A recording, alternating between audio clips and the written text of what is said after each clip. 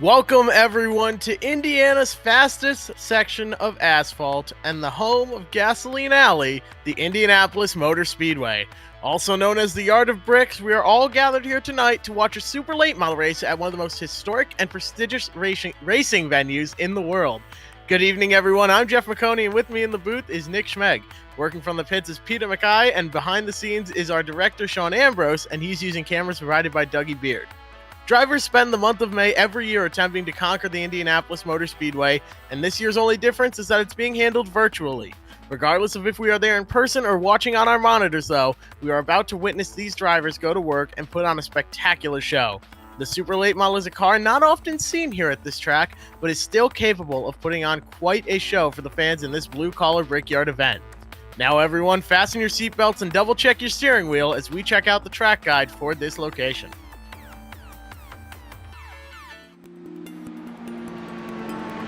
Back home again in Indiana, and it seems that I can see our guide around the Indianapolis Motor Speedway. The first motorsports competition at the Indianapolis Motor Speedway took place in 1909. The track's original surface of crushed stone and tar proved problematic. The owners paved the track with more than 3 million bricks, giving rise to the nickname the Brickyard. Indy isn't known for its banking, with only 9 degrees of banking in all 4 corners. Indy is unique because those 4 corners are individual corners. Each is separated by a short chute. Turn 1, you find yourself battling tunnel vision with the grandstands and pit road on both sides of the track closing in as you're trying to hit your mark. Turn 2 and down the backstretch, the drivers are often facing wind. Turns 3 and 4, also known as the north end of the speedway, flow exactly like turns 1 and 2. Surviving 2 world wars, 10 popes, and older than sliced bread, Indianapolis Motor Speedway is the most historic racing venue in America. Stepping onto the hallowed grounds of Indy, you feel over the 100 years of history. Winning at Indy requires all of the luck, skill, drive, and determination that you have. Many have come to taste the milk and have left empty-handed. The Yard of Bricks at the start-finish line pays tribute to the original surface. Kissing the bricks at Indianapolis Motor Speedway after your victory has quickly become an Indy tradition. With that being said, that's just scratching the surface of the Indianapolis Motor Speedway. And when you think about it, all these drivers are just chasing a glass of milk over 3 feet of bricks. It's amazing how those simple things mean so much to so many people. This has been our guide to the Indianapolis Motor Speedway. Strap on in and enjoy the show.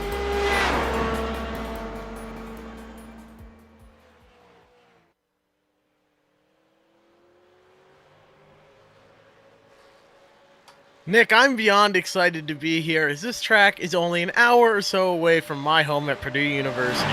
Even though we can't be there in person tonight, I'm still so happy to be back home again in Indiana. What are you most looking forward to this race?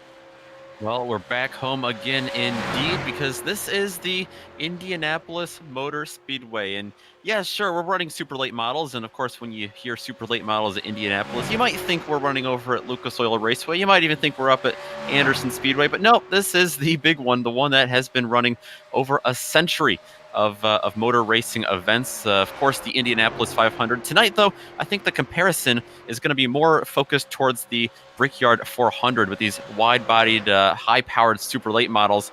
The very NASCAR-esque stock car that we're going to see run around here. It's a long track, of course, 2.5 miles, just over 4 kilometers. 9 degrees of banking in the turns makes it very difficult for a stock car to get passing done here and to keep that momentum up down the straightaway and through the short chutes through these corners. We're going to see a lot of action tonight, and it's going to be very interesting to see how it all unfolds here since we are on the big one, IMS.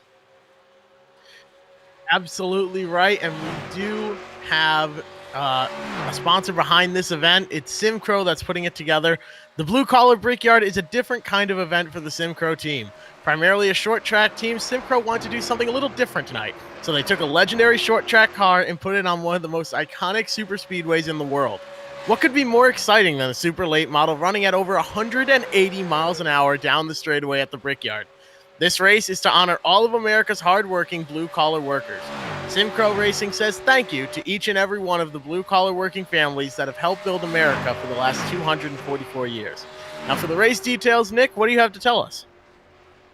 Well, these cars are going to be not so much roaring down this track, but screaming down this track. It does give you a good sense of just how powerful these cars are that they are able to run here at the Indianapolis Motor Speedway. Tonight, they are going to be put to the test in a SIMCRO blue collar Brickyard because it's a 100-lap race, 250 miles around this joint. Super late models with open setups, unlimited tires, which will become very interesting to see how that factors into pit stops. I'm also wondering how the fuel will factor in. One green-white checkered if necessary. And Jeff, I think the most important thing to note from this race details list is the fact that they have no fast repair. They've got to keep that car intact for 100 laps around here.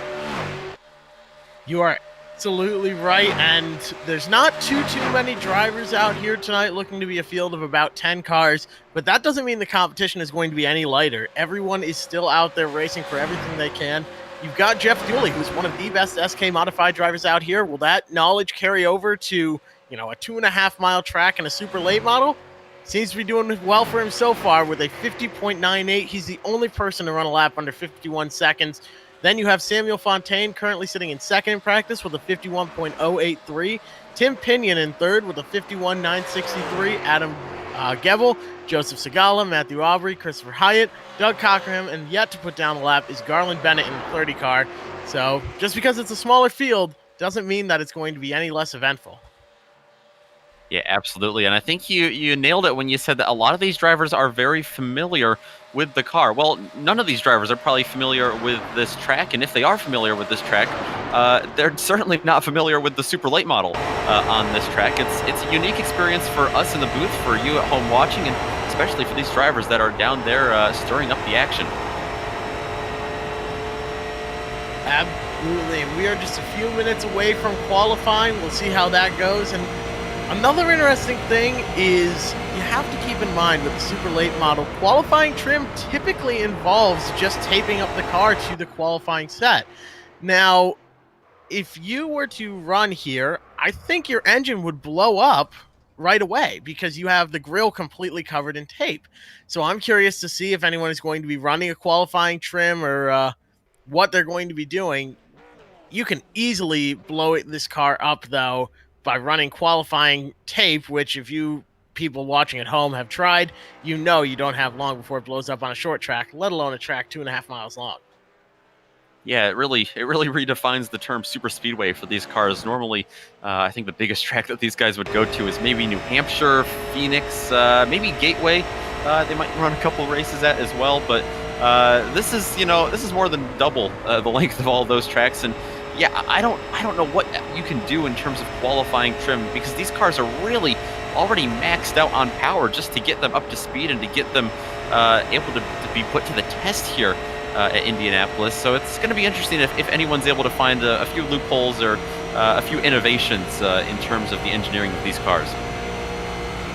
Absolutely, and these cars, you can really work on them and change how they drive a lot. Something to keep in mind, look at the front ends of these cars as they're driving around. You will see it a few times with all the different camera angles, how far the front end is off the ground. The further up it is, the less downforce you're producing. It can really change the way the car handles. When you are behind somebody else as well, it's going to completely change the handling of the car. It's going to get very, very tight when you're behind somebody during one of these turns. Only 9 degrees of banking isn't going to be too much help, so you have to be able to really hit the center of the corner well and get a good drive off, because if you're slow on corner exit, man, it's going to be a very long trip down the straightaway when everyone else is going to blow right by you. Yeah, that's the name of the game here. We see that all the time in the Indy cars. In terms of momentum, that is what you need to keep up all around this track.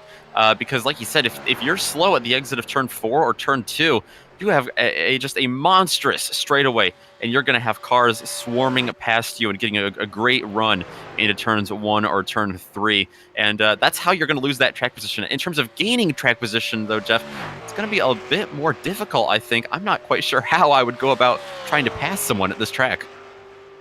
I'm not too sure, but let's check in with our pit reporter, Peter. What are you expecting to see down here in the pits? There's not too many cars out here, but if they do end up getting wrecked, they've got no fast repair. So what do you think the mentality for these guys is going to be going forward? Well, I think without that fast repair, survival is going to be really, really important. Of course, we don't have too big a field, so hopefully the drivers will have a bit of room to move around. But of course, as you guys have very well put, this is not a usual car for the Indianapolis Super Speedway. So yeah, I think I'm going to be pretty busy in pit lane. It's interesting the point you make about momentum. You know, looking at the Brickyard 400 last year with the NASCAR Cup car, they talk about the importance of the exit of turn 2 and how important the momentum is. Well, it's going to be even more important in these super late models, I guess, guys. You're absolutely right. Momentum is a key word in any race, but especially at a track as big as this, if you lose that momentum, it's going to take you a while to get it back. And by that time, you might have already lost a few positions. But what I'm noticing the most is how far apart the field is. A 50.957 for Samuel Fontaine now. He's at the top of the charts. Third place is a second back, over a second back. And then fourth place, another 0.3 seconds as well. It's really a big gap throughout the field. I mean, about 2.5 seconds from first to last over the course of this entire 10-car field. Man, that's really a lot.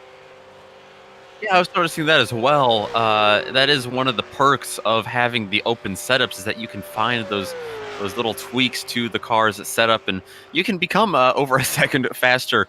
Like we saw, well, Sam Fontaine was a second faster a moment ago. Now he's got a little bit of a smaller gap back to Jeff Dooley. But yeah, you can find some of those little advantages in terms of building a car and putting one together.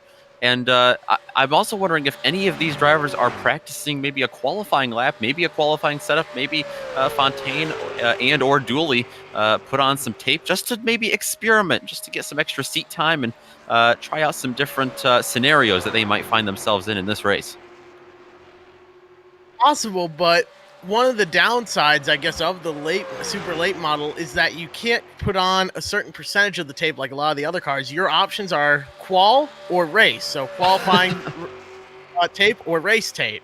If you run qualifying tape in the race, you will make it about 10 laps at a typical track, so about 5 miles before you blow up. But that's also, you're lifting a lot, spending a lot of time off the gas, you're on the brakes. So I don't think you'd even be able to make 2 whole laps here before your car would blow up. So I don't know if any of these guys are running qualifying tape. I think they're all in race trim. Yeah, that's a very good point. And these drivers are certainly facing challenges like that and others. I'm also wondering, in terms of this car, they've got those pretty big spoilers on the back of them. What do you think? I mean, we see Slipstream in IndyCar and also like the Indy Lights racing around here, but we're certainly not going to see 2-3 wide in the turns. At least I'm not expecting that we do, because of the understeer, the very heavy nature of these cars. But in terms of Slipstream and draft that they get down the straightaway, I would imagine that it's going to be quite powerful. Absolutely. Going down the straightaway, you're going to need that draft, but I think a lot of these guys might start topping out. I mean, they might be hitting the chip. The car physically cannot go any faster. I think that's a possibility as well. So that could lead to some single file racing, and you have to take advantage of any mistakes somebody makes where they get tight in the corner and drift up a bit. I think most of the passing that we're going to see is going to be in the corners, not really down the straightaways, because once they get up to their top speed, I don't think they're going to be able to go any quicker. Yeah, and they can run. I mean, they have the gearing ratio available for them to run single car laps and not hit that top speed, to not hit the limiter. But yeah, like you said, in the draft, we really haven't seen too many of these drivers running together in a draft. And if they have been, it's just been 2 cars, maybe side by side. We have yet to see a pack of what looks to be a dozen cars like we are going to see in this race. Just so many unknowns for these drivers, and for us calling the shots up here in the booth as well. And it's going to be a fun one, as it looks like qualifying just about to begin. It's 5 minutes here for these drivers to go out and put down laps. I think it might be group qualifying even. So that could be interesting to watch here. If that is the case, we'll have to see how it goes. Yeah, we will find out in a moment. Jeff Dooley did get the fastest time in practice right at the end. He snagged that award away from Samuel Fontaine, and It is looking like it is group qualifying. So this is going to be interesting for a couple of reasons. One, you can't bump draft because you're going to get a 0x and it's going to disqualify your lap time. But two, draft, I think, is going to define this qualifying session. But I'm also seeing these cars get spaced out a little bit. I'm wondering if that's something race control is having them do just to maybe decrease some of those advantages. Maybe so, but right now it's just going to be 5 minutes of all out. Whoever puts down the fastest lap has it. So Brandon Pirtle didn't put down a lap in practice. He's now going out for qualifying. A lot of other cars are on track. Joseph Segala now heading out. Jeff Dooley took the bait and went right out on track. That 8 car, very nice looking Texaco scheme, I must say, is now out on track. I think he's going to try and get this pole here because he was the quickest.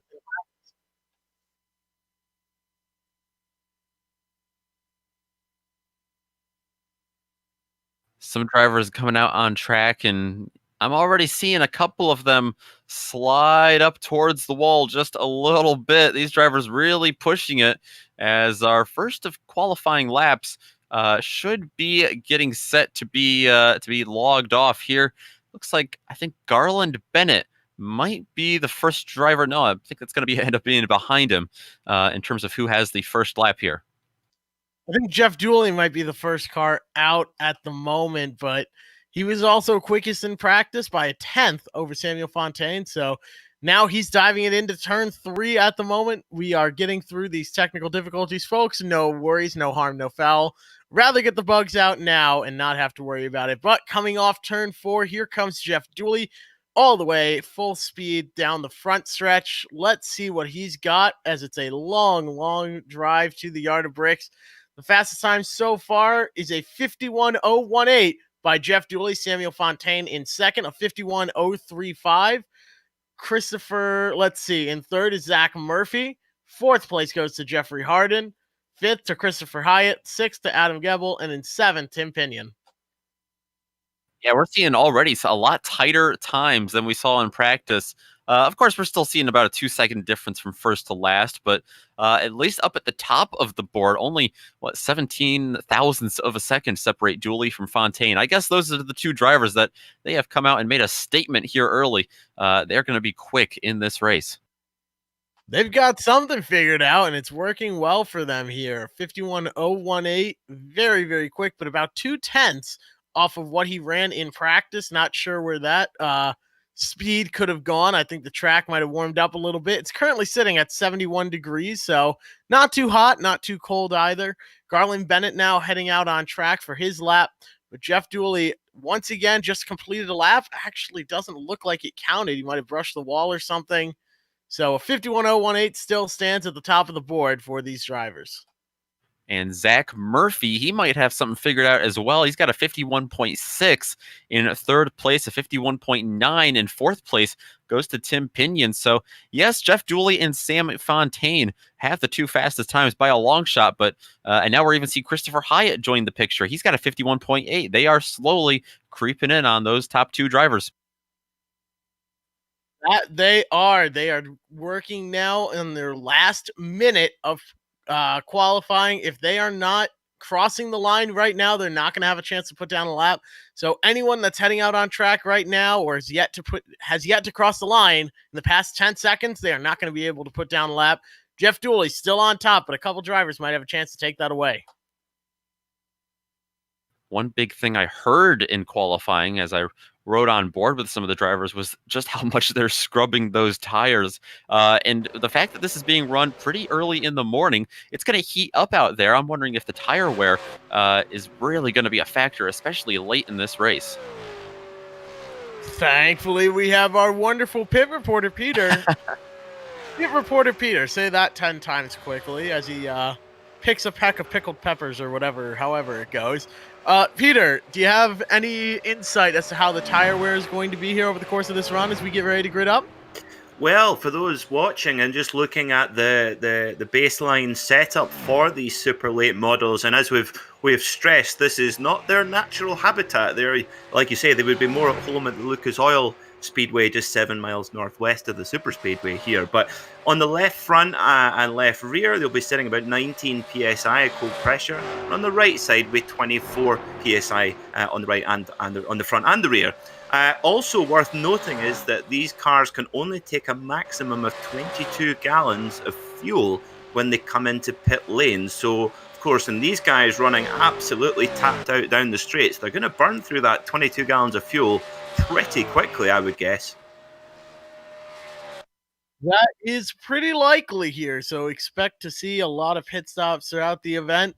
12 cars have made the field tonight. Starting on the pole, Jeff Dooley, a 50.997. Samuel Fontaine in second with a 51.035. In third is Zach Murphy, Matthew Aubrey in fourth. Christopher Hyatt will start in fifth. Tim Pinion starts halfway through the field in sixth. Garland Bennett in seventh. Adam Gebel in eighth. Jeffrey Harden in ninth. Joseph Segala 10th. Brandon Pirtle did not put down a time in qualifying or practice. He starts 11th. And Doug Cockerham also did not qualify, will start in 12th. And I don't see Doug Cockerham in the session right now, so there's a possibility we'll only have 11 drivers out there, but hopefully Doug is able to join us at least soon or later on in the race. Might be able to pick up a couple spots after he starts for the pits. Absolutely right. So it looks like 11 drivers might be out there on track tonight for this event, but SIMCRO putting on a fantastic event here. The Blue Collar Brickyard at the Indianapolis Motor Speedway, home of Gasoline Alley, home of the Snake Pit if you're more of a party person, but just an hour away from the beautiful Purdue University. Boiler up. I think they have the IU Medical Center here, so hopefully none of those drivers will have to subject themselves to the torture of anything created by IU whatsoever, and they will all stay out of the infield care center. Hopefully. Jeff, where'd you go to college by chance? I'm just, I know it's not one place. I go to Purdue University. All right. We have a very, very tense relationship with IU. They like to think that they can do things, and it's cute. It's very cute. Okay, well, certainly sounds tense.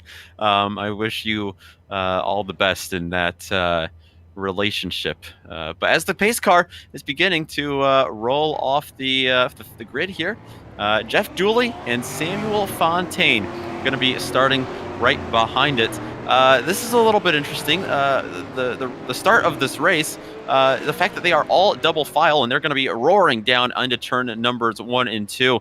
It's going to make for some interesting action. I'm especially worried about those starting on the outside here. Absolutely. It's going to be something going into turn 1 on lap 1 here of 100 laps at the Blue Collar Brickyard. Being on that outside is certainly a huge disadvantage. When you're taking these corners wide open, you want the shortest way around, and that's the inside. So if you're up on the outside, you might be in a little bit of trouble here, but right now they're going down the backstretch. The one downside to this place is the caution laps are very, very long because you are going around the entire 2.5-mile circuit at a pace speed of only 75 miles an hour. So quick enough, but at the same time, you don't want to spend too much time pacing, and that leads to drivers sort of getting into their own head when they're just sitting there and pacing and wondering what they need to do better, what else they could have done out there. So I think everyone's hoping for some green flag racing, but this is key. Turn 1 on lap 1, you have to be able to keep it out of everybody else, and it's not as easy as it sounds. They will find that out in just a moment. They're going to be heading through turn number 3 and into the short chute.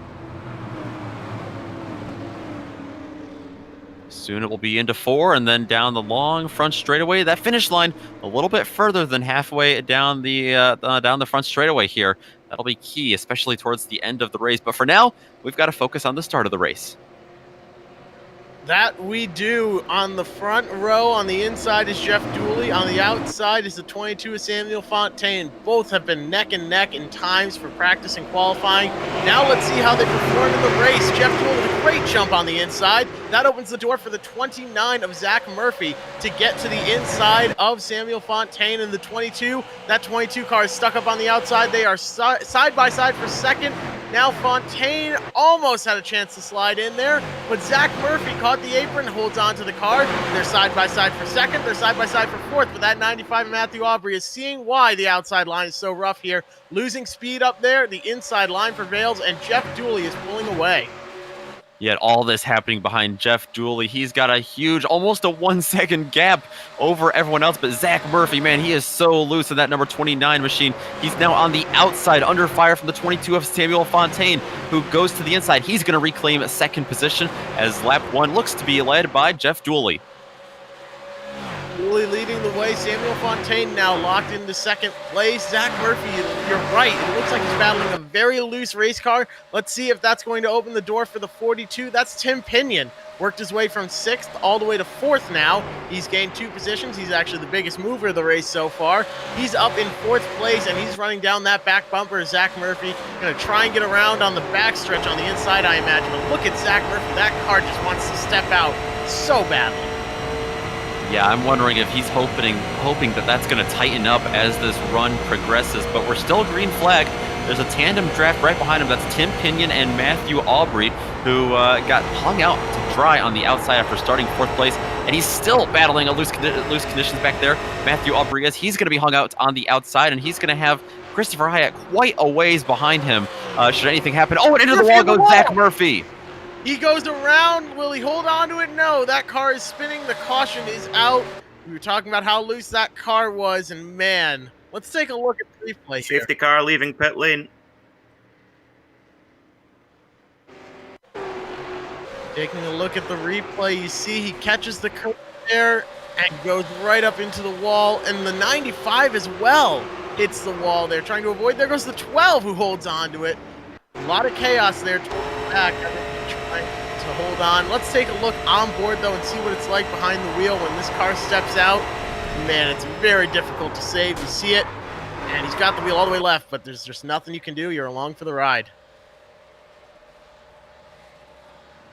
Yeah, after this, we should get an onboard of Christopher Hyatt's ride, or at least take a look at what happened with him, because he had a very close call trying to get around that wreck, and he almost ended up much worse than Zach Murphy. Here he is. He's back behind him. Watch this slide. He tries to recover as he gets around the action. I think what's causing these cars to get so loose is that they're off the throttle, and these cars are very, very sensitive. Wow, what a save as well. But these cars are very, very, very sensitive to throttle input. But let's take another look here with Christopher Hyatt. Watch this. The car is halfway gone, saves it, locks it down, holds onto it. What a great save by Christopher Hyatt there in the 12. Yeah, the nose to the pit road dividing wall there was very threatening, and that's taken out a couple of drivers, especially here at Indianapolis before. And I'm glad that Christopher Hyatt was not the next victim of that. But Peter, it looks like you've got cars down on pit road. Well, it's all happening. The 29 of Zach Murphy in that red and white Target car came into pit lane, but given that these drivers don't have any iRacing fast repair, he wasn't in pit lane for very long, and already we're seeing him coming back into pit lane with smoke pouring out the back of his super late model number 29, and it looks like that is his day over as he's taken a tow back to pit lane. We have 2 other cars though. We have the number 95 of Matthew Aubrey in the blue and white Black Rifle coffee car, who's in getting some tires and some fuel. Also the number 12 of Christopher Hyatt in the black and red Carolina machine. Also the Adam Gebel, I think, as well. They're all coming thick and fast through this narrow pit lane here in Indianapolis. More when I have it. Thanks, Peter, for that. I'm thick and fast. You know, the one thing I'm really noticing about this pit lane situation that these guys are all in is the fact that the pace car was only halfway down the backstretch when they had all taken 4 tires, and normally 4 tires here at in the super late model would be you would lose a lap. A lot of these drivers have to go a whole race on the same set of 4 Hoosier tires, but these guys, they were able to take 4 tires. We're going to have to watch for that. The fact that they have such a long pace lap, like you were mentioning, Jeff, that allows them that kind of unique opportunity. You are absolutely right, and you can come down, you can get damage repaired, you can get pretty much all the work you need to get done.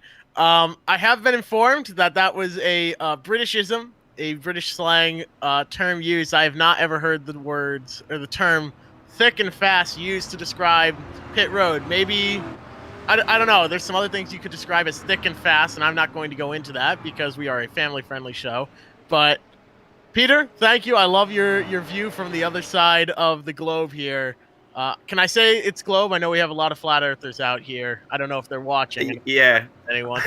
I feel I should clarify for our viewers, when things are coming thick and fast, it means they're coming at you quickly. So there's lots of cars coming through pit lane, and of course it's so narrow here at Indianapolis for these big stock cars. So yeah, so I hope nobody took offense at that. But yeah, coming in thick and fast, that is a Britishism for pit lane is busy, basically. Don't worry, I don't think anyone took offense. We're all having fun here, and someone having the most fun, I think, is Jeff Dooley, who's currently out front. The lights on the pace car are off. He's getting ready now to come back to the green flag. I think he's excited, but there's a long trip down the backstretch for these guys as they are getting ready to come back to the green flag.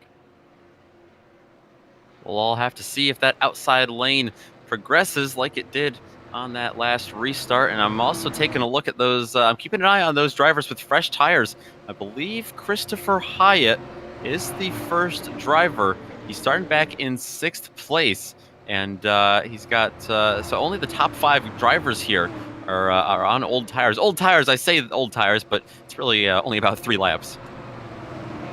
That's right, about 3 laps, but at the same time, tires get eaten up here. That's over 7.5 miles so far under green flag conditions. It doesn't sound like much, but those tires definitely do wear down. They can always use some fresh Hoosier tires. Hoosier Tires here in Indianapolis. I believe their headquarters is not too far away. Right now, though, Jeff Dooley is making this track his headquarters as he jumps out with another great lead. Put Tim Pinion, though, in the 42 side-by-side with Samuel Fontaine. Sam just hasn't been getting those restarts on the outside. And it's like we talked about earlier. It's nothing he's doing wrong. It's just there's no speed out there. If you're wide open through the turns, you need the shortest way around, and that's the bottom. So now Samuel is back to 3rd place, but Tim Pinion in 2nd. Let's see what he's got as he gets a little bit tight on exit. Samuel Fontaine now to the inside. They're side-by-side down the backstretch.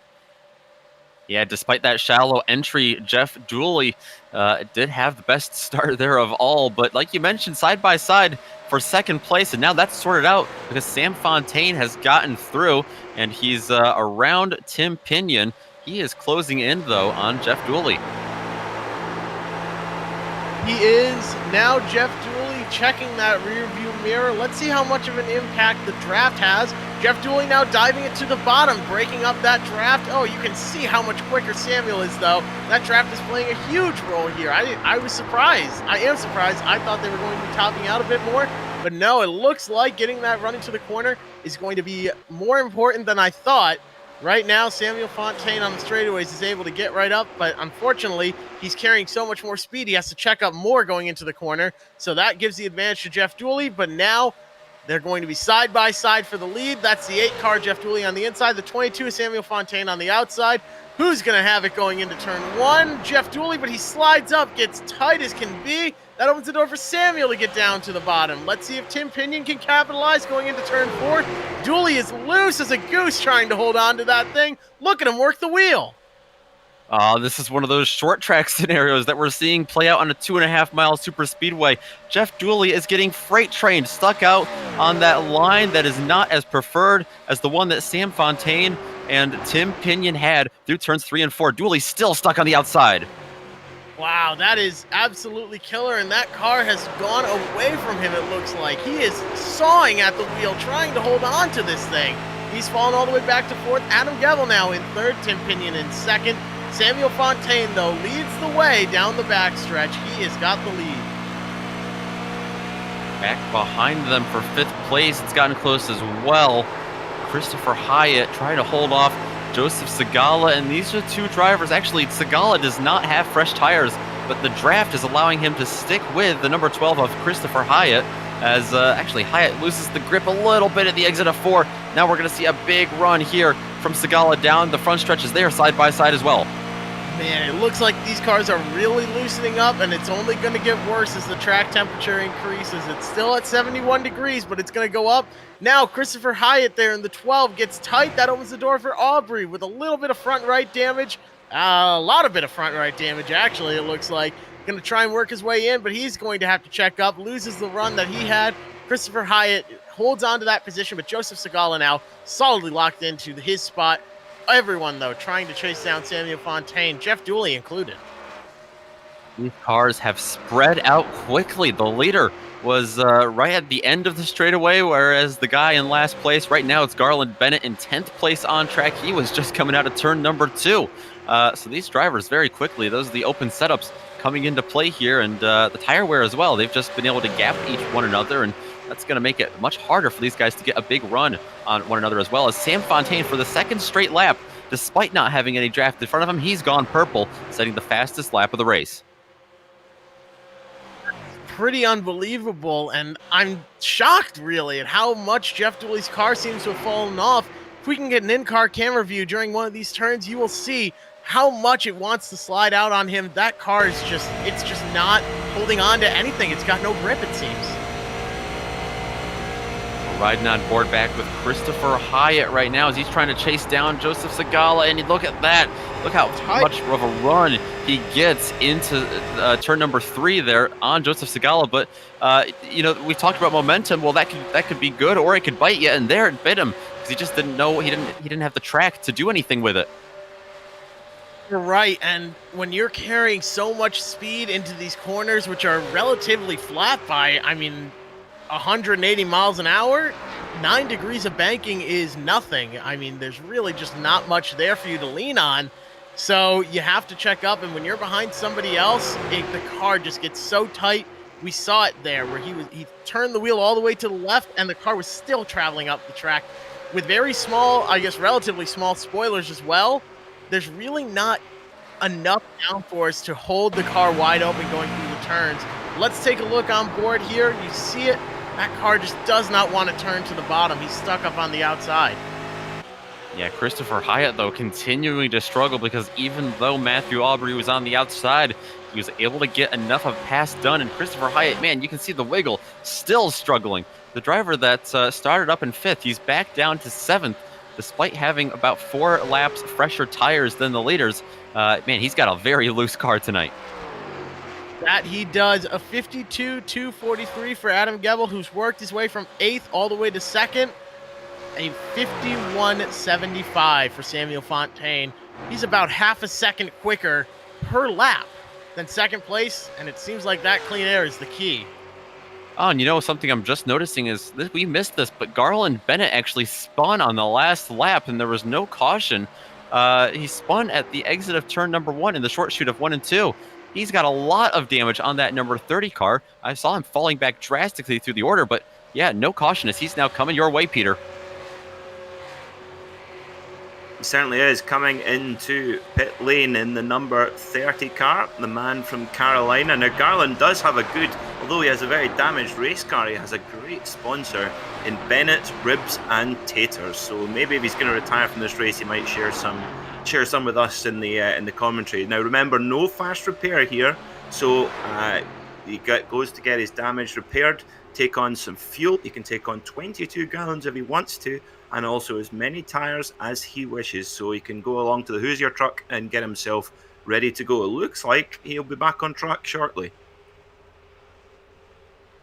Turning to the track soon will be Garland Bennett. Now he is rolling off a pit road, but he has got, right now, Samuel Fontaine coming with a full head of steam. He's already 1 lap down. It's looking like it might end up being 2. Coming in with a full head of steam is Samuel Fontaine in turn 1. Garland Bennett now is in the middles of turns 1 and 2. I think Samuel Fontaine is going to catch him easily here. You see him go around on the outside. Similar to Eminem's 2 Trailer Park Girls, there goes Samuel Fontaine around the outside. I am very impressed that he's, after all the damage that he had, that car looks pretty perfect right now. He might be able to get back in this thing. Of course, 2 laps down it looks like, but a little bit loose there. He's going to have to hold on to it if he wants to finish this race. But a lot of it loose. Yeah, absolutely. Oh, still drifting through the turns. Oh my goodness, we can't play the Tokyo Drift theme song. We don't want to get a copyright strike, but you all know it. My goodness, that car is slideways going through the turns. That's not a term you want to hear at 180 miles an hour in a super late model at a 2.5-mile course, though. You don't want that car losing grip. Man, he's holding on to that thing with everything he's got. But a 6-second lead now for Samuel Fontaine. What a run. Yeah, it only gets better and better. We're really noticing that these drivers, I mean, they're on a 10 or 11 lap stint right now. It looks like about an 11 lap stint right now on this green flag run. But man, tire conservation, more important than we thought. It's pretty cool out there too. It's only 71 degrees like you mentioned. And sure, that might heat up throughout the day, or it should indeed heat up throughout the day. But already, even in cool conditions, if these guys are sliding around this much on lap 15, that's, at least in the crew chief part of my brain, that raises a big red flag. It absolutely does, and it means you're going to have to come down and get tires any chance you get as well. You really don't have any time to mess around. Taking a look now, though, through the field, what a great view here of Samuel Fontaine. That's exactly what he wants to see. About 8 seconds over second place. His last lap of 51.846. He is just laying down the law here. Some really phenomenal times.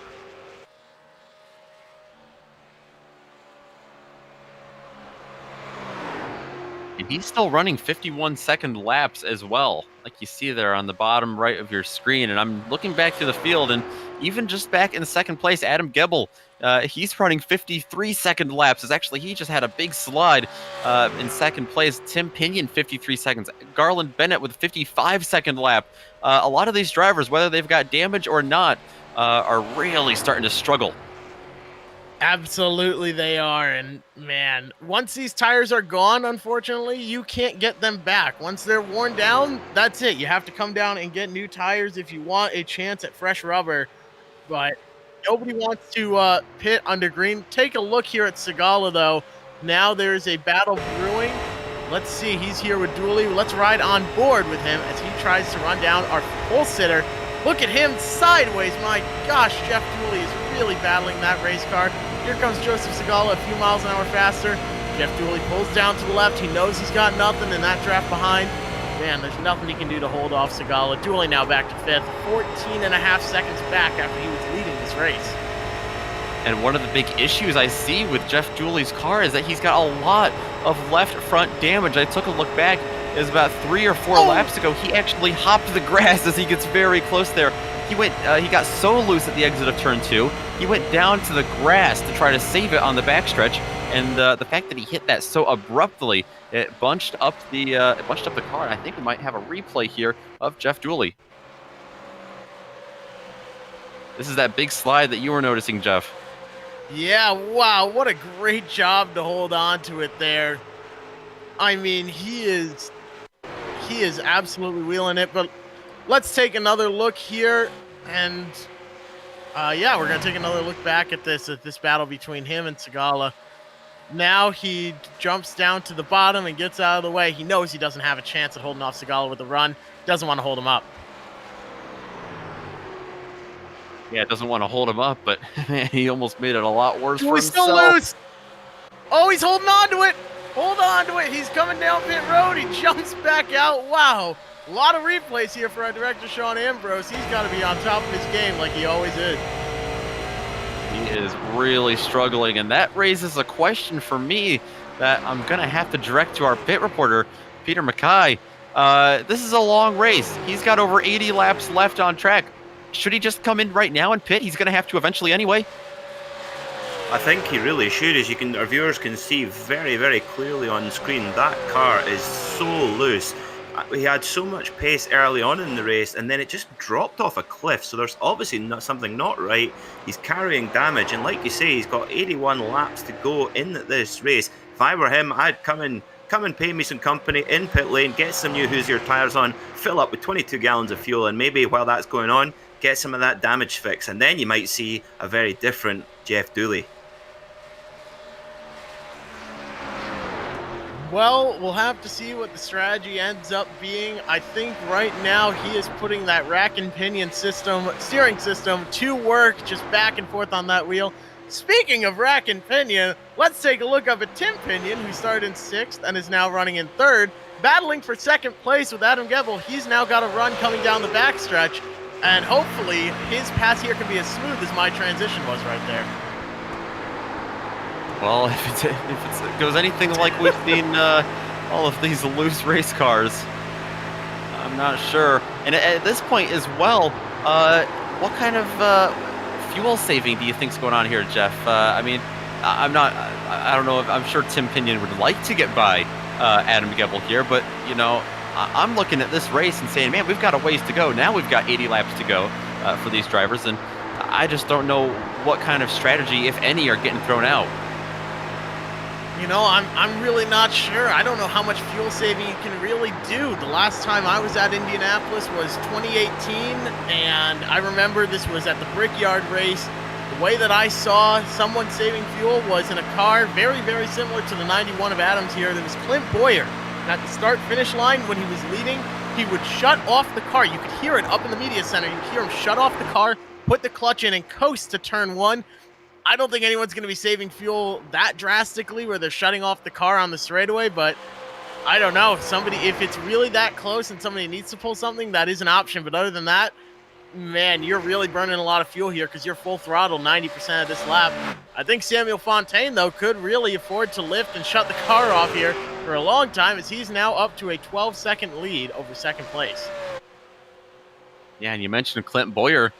Adam Gebel, yeah, he's got that Clint Boyer paint scheme out there in the 91 in second place, but he's not the one saving fuel because the guy running behind him, Tim Pinion, who's really close up now, he's going to be side by side. He might be able to get this pass done for second, but he's going to have a very shallow entrance into turn number 3. Here it comes. You heard Tim Pinion lift a little bit, gives him the spot. Going to try a crossover, but it just isn't going to play out there. Now put Tim Pinion up to second place. He's got Adam Gebel behind, and way behind them, 4 seconds back is Joseph Segala. Another 2 seconds behind him is Jeff Dooley. Matthew Aubrey, 6 seconds behind that. Making a pass now on Brandon Pirtle's making a pass on Matthew Aubrey as well. So put Pirtle up to 6th, Aubrey is 7th. Christopher Hyatt now back there in 8th, 34 seconds off our leader. Jeffrey Harden in 9th. And let's take a look, though, at this battle here with Aubrey and Pirtle. They are really duking it out.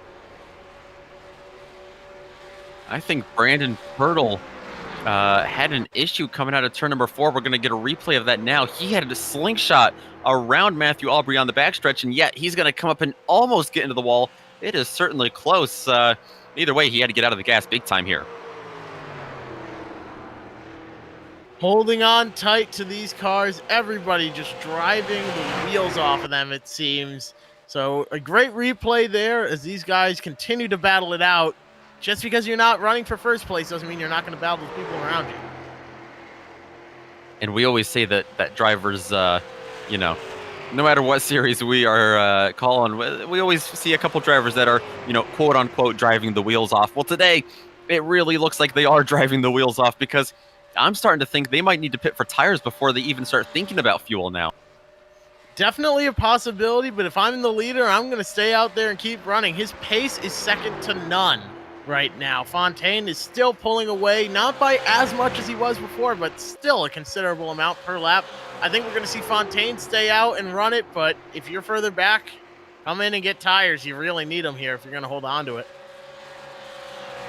Yeah, his lap times, just like everyone else, are dropping off. He's finally hit that 53-second mark. He was really hanging on to those 51 and 52-second laps up there, Fontaine was, but as we see a little bit more battling back here between Pirtle and Aubrey, maybe that's not settled back there for 7th quite yet. No, it's not. Rather.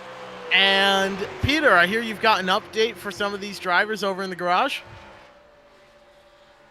Yeah, I've just discovered that actually these drivers do have one fast repair, and that would make sense of how Zach Murphy was able to come in and get his car repaired and out again, and then obviously hit another problem. So some of the drivers that we've seen come in and able to repair their damage quickly, they've made use of that fast repair. So those who are out on track right now with a little bit of problem, thinking perhaps of Jeff Dooley, he could come in and get that fast repair, so he's still in this motor race.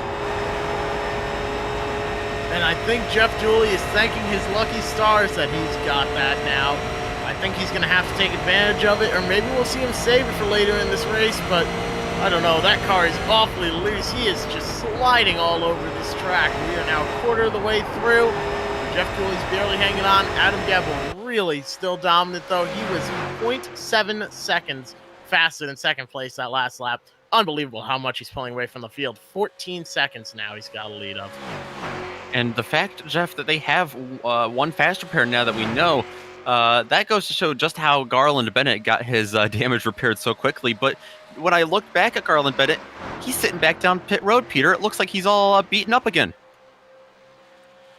He certainly is, and he was one of the drivers who came in earlier, and his super late model all of a sudden just transformed into a shiny new late model, and I thought that's strange he's got his damage repaired so quickly, but yes, he's back in now, and he is well and truly parked, so I don't think he is going to feature anymore in this race, sadly. Good battle for P2, continuing to go on. Adam Gebel, he is being held at bay by Tim Pinion, who was around him just a moment ago, but things have switched back in Gebel's favor. They are just really duking it out, those two side by side a lot of the time here. Seems like when one gets the advantage and drafts up behind the other, they make a pass. The other one then gets into position. Tim Pinion gets it loose, has to hold on to it. That opens up the gap to about 10, 15 car lengths for Adam Gebel. I think he's sort of hoping now that he'll be able to run away with it, but Adam now getting a bit loose, holds on to the car. Everyone is just fighting the handling of these cars except for Sam Fontaine, it seems. Yeah, Fontaine is on rails. In fact, he's already lapped Jeffrey Harden. So he's starting to put cars a lap down, the old-fashioned way. Next on his list is Christopher Hyatt, who's only about half a straightaway ahead of him, but we'll have to keep an eye on that. That might prompt or trigger some of these guys to come into the pits a little bit early under green flag conditions. Absolutely, and if you're Jeffrey Harden, I think as soon as Christopher Hyatt gets lapped, you got to come down and pit. We'll have to see what his strategy ends up being, but as soon as you are no longer the lucky dog and have a chance at getting your lap back there, I think it's time to hit pit road, because maybe, just maybe, you'll be able to stay out and get a wave round if there's a caution that comes soon after. I think the thing that has surprised me the most so far, Jeff, about the pitting is we did see drivers after lap 4 come in and take fresh tires. Well, the 5 drivers that didn't take fresh tires are all running 1, 2, 3, 4, 5. So I'm apparently four laps of burning off tires, 10 miles of old tires didn't give enough of a disadvantage to those front runners that they would fall back through the field. But it's just very interesting to see how. I'm wondering if that's going to alter their fuel strategy. They certainly got fuel as well in those pit stops, so we might see some of those back markers at this point, I guess you could call them, pit about 4 or 5 laps later. Oh, there was almost some trouble there for Sam Fontaine. In front of him, I think that was Christopher Hyatt. It was in the 12. Just going low to avoid him, actually caught the apron, gave a little bit of a heart attack to Sam Fontaine, I think. Let's take a look at the replay, though. Oh, indeed. I can't tell if he got loose there or if he came down to get out of his way. It hit the apron. Yeah, you're right. I think a mini heart attack there for Sam Fontaine when you see a lap car in front of you that just sort of starts to get a bit out of shape. But now a 16-second lead for Sam Fontaine. He is really putting a stomping on this field as we are 30 laps in. We got to get some of these drivers to watch some Camel GT on GSRC on Saturdays, see some multi-class racing. You got to hold your line in front of the leader, the faster cars. That was, like you said, a mini heart attack for Sam Fontaine. Hopefully he doesn't have that again, but still 7 cars on the lead lap. The next 2 he's got on his list to put a lap down are Brandon Pirtle and Matthew Aubrey, who were battling a couple moments ago for 6th place, but not so much anymore. They've separated by about 1.5 seconds. Absolutely, and now I think the time to pit is really upon us. I mean, think about it. They are running wide open here. I'm wondering how much fuel they have left. Unfortunately, we can't see how much fuel is left in each guy's tank, but man, when you're running wide open with 22 gallons in the tank, I think you've got to be running close. I know for 5 flags and some of the other half-mile tracks, you can really get about 160 laps out of 16 gallons, so 10 laps a gallon, that's 5 miles a gallon, but that's with a whole lot more lifting and braking, so I'm not sure. Let's call it 4 miles per gallon for the sake of argument here. 22 gallons means I can go 88 laps, so maybe fuel isn't as big of an issue as we thought. Oh, I think they're going to be No, wait, I chugging. did the math wrong. This is a 2.5-mile track. This is a 2.5-mile track. I realized that right away. Okay. So let's call it 5 miles per gallon then, just for the sake of easy math. Sure. 2 laps a gallon, 44 laps. Listen, I'm an engineer. We round numbers, we fudge it, we make it happen. So See, I think that they are running low on fuel. That's my theory. That's the problem that you've got with racing is when you round numbers, you oftentimes find yourself like Alexander Rossi coming around turns 3 and 4 here, completely out of fuel. Now he ended up winning that race in the 100th running of the Indianapolis 500, but might not be the same for drivers like Adam Gebel and Tim Pinion, who we're watching on screen. I'm wondering if Pinion is saving any kind of fuel here. I'm sure he's saving fuel as it. Oh, looks like we've got Brandon Pirtle down on pit road. We certainly do. We've got the number 6, the bright orange car, Brandon Pirtle, who's taking on some tires and some fuel. It's 22 gallons worth. We also have Jeff Dooley, the number 8. So I would suspect that Jeff Dooley will be taking his fast repair, getting that number 8 car back to the way it was, fill it full of fuel, give it some new tires, and then we can see Jeff Dooley try and fight back in this motor race. Now, keep in mind, when you are filling these cars with fuel, it's not like a NASCAR Cup car, truck, Xfinity, or anything like that, where it fills the tank in about the same time that it takes to change the tires. It takes a little bit longer here, so you have to sit and wait if you want that car full of fuel. Looks like Jeff Dooley did not take his fast repair, though. He's still got a lot of damage on that car. Interesting choice, and I'm wondering what adjustments he made. Really, your only options are spring perch offset and tire pressure, so a spring perch offset adjustment would definitely help on the long run for these cars, help tighten it or loosen it on the long run, but that also affects the downforce of these cars, so you have to be careful when you're messing with it. Yeah, you always try to, go as long as possible. When you do have a fast repair as one of your options, you try to go as long as possible without using it, but like you said, I think you might have to use it as we continue to watch this battle between Gebel and Pinion. I'm not so sure it's as much of a battle anymore as it is just kind of a stalemate. I'm not sure if Pinion doesn't have the pace to get around him or if he's just not interested in getting around him right now. It looks like in front of him, though, Gebel's coming to the pits and Pinion's going to follow him. We've got Samuel Fontaine, our leader, the number 22 in that black and green car in pit lane, coming all the way down this narrow pit lane here at Indianapolis Motor Speedway. He's parked in. Oh, he's had to reverse. He's overshot his pit lane. That could cost him vital seconds here in pit road. Fascinating stuff. And Matthew Aubry, I was wondering if he was going to be promoted to the lead. No, he's also coming in, it looks like, in the 95. Looking behind it, who's next? And I think Christopher Hyatt is the highest running guy out there that has yet to come in and stop. But we're watching the pits here. Sam Fontaine, maybe a little bit of difficulty, but still coming in 12 seconds early. I'd be surprised if he lost this race off pit road. Yep, and you're right, we've got Matthew Aubry, the number 95. He's overshot his pit lane as well.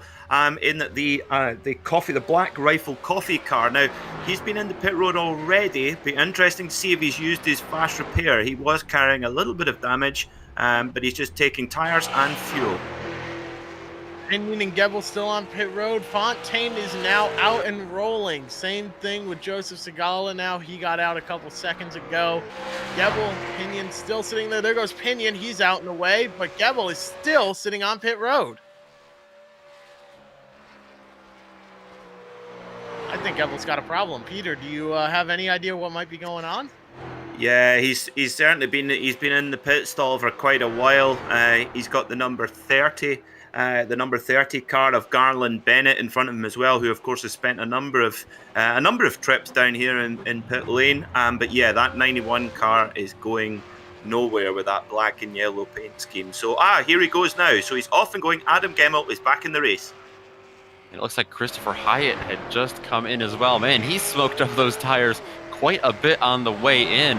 I'm wondering if Gebel maybe got a speeding penalty. I'm not quite sure how much longer he was sitting there, but it's certainly a possibility, as I'm reminded by that possibility by Hyatt coming in very hot. Certainly is, and we've got Christopher Hyatt in now, and that car looks nice and tidy, actually. It gets put up on the jacks to get those Hoosier tyres changed over. He's changed them on the right-hand side there. Let's see if they go for the left. Yep, he's gone for the left as well, filling up with some American ethanol, and will be hopefully back in the race soon. Just waiting for the fuel to go in now. As Jeff said, the fuel will take a little bit longer than the tyres here. So we're just waiting on the 12 of Hyatt coming on now. The stop is going on a long time. He must be filling right up to the top of the tank. I took a look back at it, and Gebel was speeding. Pit road speed here is 60 miles an hour. Gebel, 62. Just 1 or 2 miles an hour over will certainly come back to bite you. Right now, the battle is brewing for the lead, and it's over. Samuel Fontaine blows by Jeffrey Harden, and wow, he's already pulling about half a straightaway on him, it seems. Look at the speed difference there between those two. Yeah, and that's a bit of a faux battle for the lead as well, because Jeffrey Harden has yet to come in and pit ever since lap number 4. So yeah, he's got a couple of laps on Fontaine in terms of fuel, but certainly not in terms of tires. That was 33 laps older tires difference that we just watched Fontaine use to blow right past that 44. Absolutely. Now 38% of the way through this race, but Peter, do you have something? Yep, we got Jeffrey Hardan coming into pit lane now in the 44. A very fetching paint scheme, blue, yellow and white coming down pit road. Car looks in reasonable shape, so shouldn't need to use his fast repair up. Can save that one for later. Worth noting as well that we've had green flag running for quite a significant amount of time now, so there's not really been any free kicks, which is what we mean by that is that under caution, if you can come in and get your fuel and tyres, if you can get them fitted to the car during a caution, makes a big difference around this 2.5 mile super speedway. Well, thank you for explaining the British slang there. Us over on the other side of the world here. I don't know, sometimes there's things that are just like, wait, what? Thick and fast down pit road they went, and now Samuel Fontaine, though, cycles back to the lead. And man, he is just really pulling away. He's got 17.5 seconds over Tim Pinion. Tim, a 52.561 that last lap, a 52.676 for Sam Fontaine. But I think coming to the line here, now Tim Pinion is running faster than Samuel Fontaine right now. Interesting. Yeah, that's one of the things I was noticing is Sam Fontaine, he's got a 17-second lead. Remember Fontaine, he slid through his pit stall. We were wondering if he was going to lose any of his lead. Well, no, he's gained just over 3.5 seconds of that gap that he had over the rest of the field before the pit stop cycles. Pretty interesting. Fontaine just, continues to get faster and faster. I wouldn't be surprised if we see him lay down a fastest lap here soon. I would not be too shocked either, but Tim Pinion is driving that car for all it's worth. He's 17.3 seconds back now. And that gap actually now is growing to 18.3 as we have the live timing going here at GSRC. So I think Sam Fontaine might have just had a slow lap there by chance, but Sam Fontaine, man, having himself a phenomenal run here over second place Tim Pinion. Not to take anything away from Pinion, he's having himself a great race as well, but Fontaine is really putting on a show. Segala in third, 34 seconds back, Dooley in fourth. I have not done the math, but I think there's a chance that Fontaine could lap the field. Oh, it's certainly possible. I mean, we're only, very little bit through this race so far, almost halfway, but not quite. 2/5 of the way through. And, Fontaine, he's got 5 cars on the lead lap, including himself, the top 5 on the lead lap. Matthew Aubrey not too far ahead of him, and a little bit in front of Matthew Aubrey is Jeff Dooley. Both of those cars have significant damage. I think Pinion, Pinion's up in second, and Joseph Segala in third. Those are the only 2 cars on track that look to be relatively clean and on the lead lap. I think you might be right, and man, a lot of drivers here are struggling with that. Like you said, with the staying clean, the 95 still carrying damage. Jeff Dooley as well carrying a lot of damage on that front end. Looks like a battle for fourth could be brewing there. Just they are within a couple tenths of each other. But that is really the only battle here on track. Everyone else has spaced their way out around here. Yeah, Dooley actually got into the wall just a little bit. Matthew Aubrey able to close in that blue car there. You see the battle on screen right behind him. He was about a 1 second gap. He smacked the wall. Now it's about a 0.2 of a second gap, and it continues to shrink. They come into turn number 3. Jeff Dooley is going to slide in there and hang on to that spot for now, but he's going to wash up the hill just a little bit. Look at this big run for Matthew Aubrey coming behind the number 8. Big run coming now. Jeff Dooley trying to hold on to that spot. Coming out of here, he bumps the wall again, though, on corner exit. Man, that car just really is not cooperating with him today after starting on the pole. And I think this is going to be the opportunity Aubrey was looking for. Oh, it certainly is, because Dooley's going to go way up to the wall, way up in the marbles. Oh, boy, that's going to do it for that battle, I think, because Aubrey's going to be away to the races. Well, Dooley might get a little bit of a run back here on the back straightaway. We'll have to see. He's closing in a little bit. I don't think he's going to have enough to get up alongside of him and charge down into turn number 3, though. No, it doesn't look like it. I don't think he's got the run coming. Yeah, just isn't carrying enough speed, but you can see the back end of that car wiggle, and every time it does, that means Jeff Dooley's fighting it. He's Tokyo drifting around this track, though, and he holds into the wall hard. Let's see, can he keep it going straight? 1, 2, 3 times off the wall. Keeps it going straight. I thought he might be able to on pit road. Oh, Pirtle is in pit road indeed. We'll have to check in on that in just a moment. We watched a replay on board with Jeff Dooley. I was wondering if Dooley was going to be able to come down into the pits, but man, he smacked that wall hard and it just continued to crab for him. And Jeff Dooley is now spinning at the exit of turn number 2. We will see if we stay green for this. He gets down to that inside retaining barrier. It is off track, but now he's gonna spin back on, try to get that thing going the right direction. Yep. There he goes. Jeff Dooley now back on track. He's coming to a stop. Oh, boy. Hope this stays green. Hope no one's coming. He's taking a look at this replay, and the caution flag has come out. Pace car is leaving pit lane.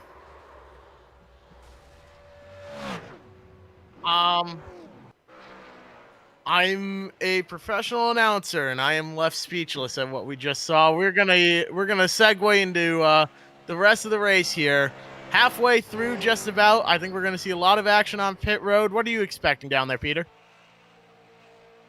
Well, I think it's going to be very, very exciting. I know some of the drivers have been out on track for a little while now and are well into their second stint, so they'll have plenty of room in their tank that they can really take this advantage of a yellow flag when the field is taken down to 75 miles an hour. They can come in, fill up, and maybe even put some new tires on as well while you've got the opportunity. It's a good opportunity to do that. It'll be interesting to see if Jeff Dooley gets the tow back to pit lane here after that incident. Well, Sam Fontaine is going to have the lead, and Adam Gebel was put a lap down towards the end of that green flag stint. And it was a long green flag stint, like you mentioned there, Peter, and Jeff, you actually talked about that a little bit as well. But yeah, I'm wondering what we're going to see here in terms of wave arounds. I'm wondering if Gebel's going to get this lucky dog back, but everyone's just trying to catch up to the pace car and to Sam Fontaine. Just goes to show you just how far ahead he was. But Peter, it looks like the leaders are coming your way.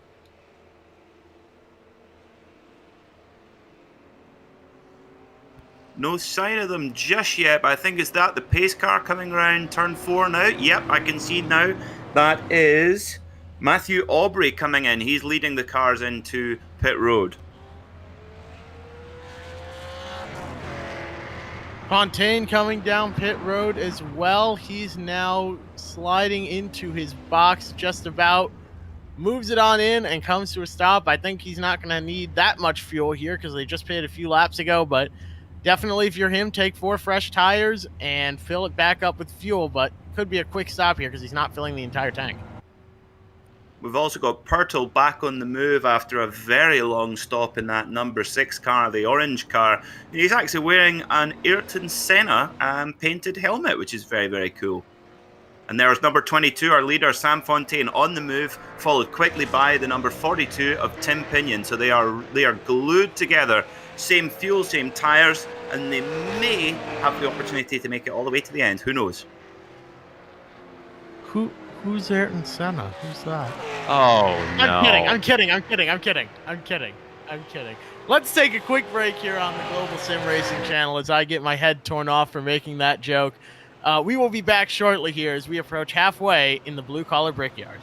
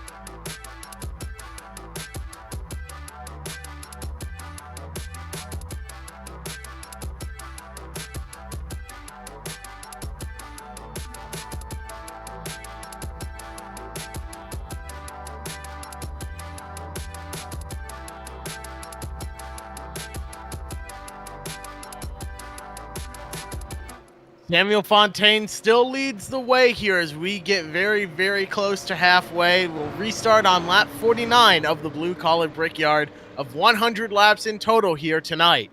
Right now, Samuel Fontaine has been dominant this race. He started in second. He's all the way up to first now. But another big mover through the field, Joseph Segala from 10th all the way up to 4th, having himself a great run. Can he get any more positions here now that everyone is clumped back together due to this restart?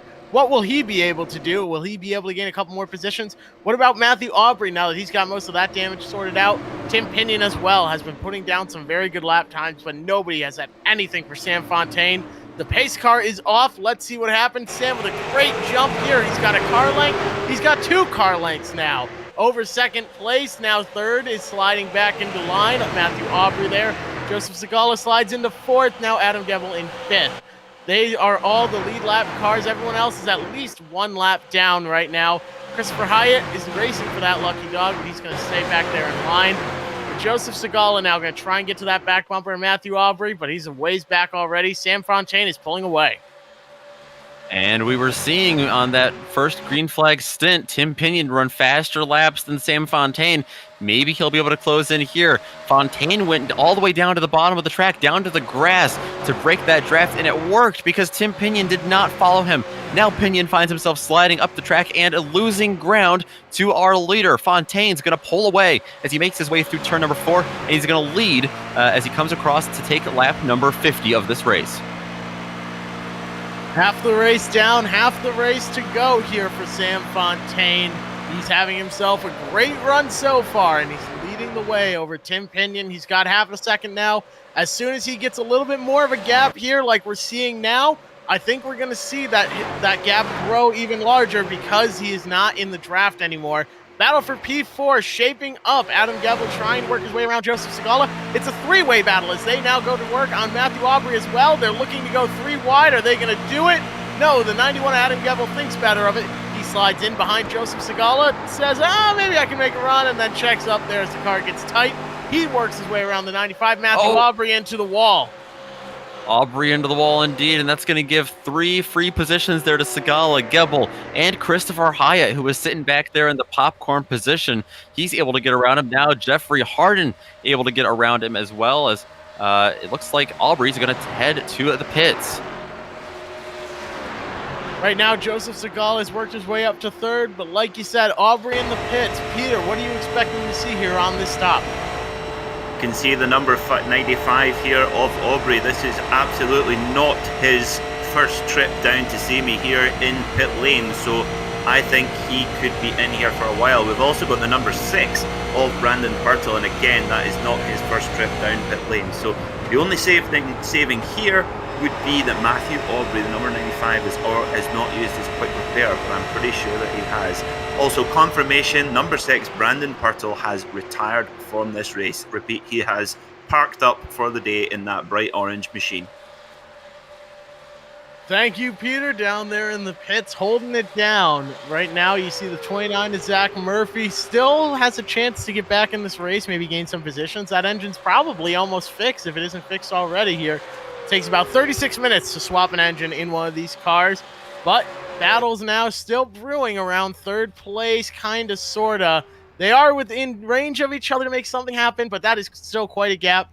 5 cars remain on the lead lap, but soon to be 4 here as Matthew Aubrey is still on pit road.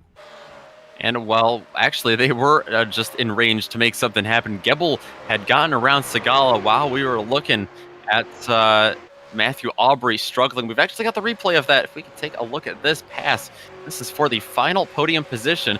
Gebel getting a big run around the 81 of Joseph Segala.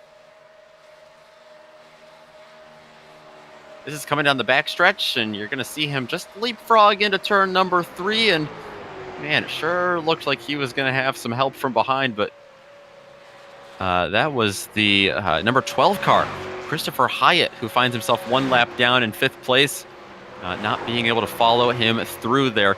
Gebel now finds himself in that 91 Mobile 1 machine just in front of Joseph Segala for 3rd place. That he does. But let's take a look on board with Aubrey now. You can see that gap ahead is quite large to the car in front of him, and unfortunately, that's not even for position. He's now 2 laps down, trying to hold on to this event here, but he's in a lot of trouble 2 down.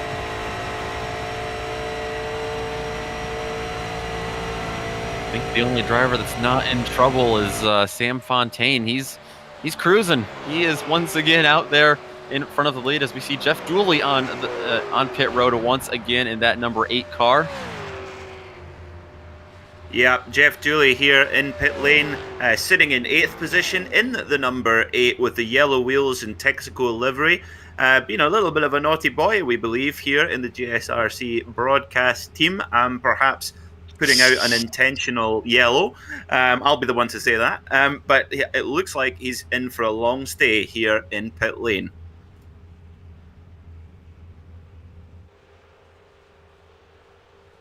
One driver that did not hinder was Sam Fontaine, who's going to come around to put him yet another lap down.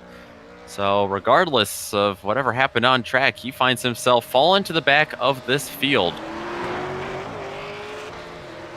That he does now, working their way up through the field. A lot of drivers, but Sam Fontaine is doing the most work, it seems. He's now got a 4.421 second lead over Tim Pinion, who's back there in second. Adam Gebel now in third, solidly in third. Joseph Scala falling back. He's in fourth, about 0.7 seconds off of third place. So now 4 cars remain on the lead lap here of the 12 that took the grid.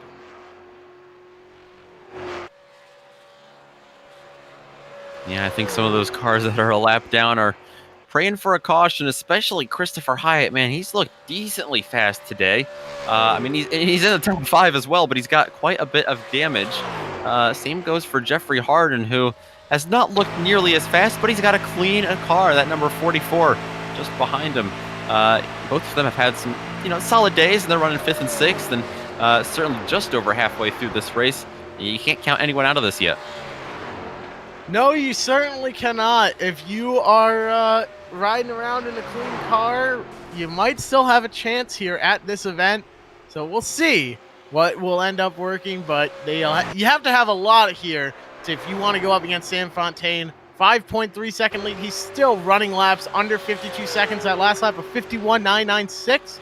Tim Pinion of 52.884. So you see the fresh tires, though, have really made a difference in terms of lap times. Sam Fontaine, once again, running under 52 seconds and just really blowing away the field.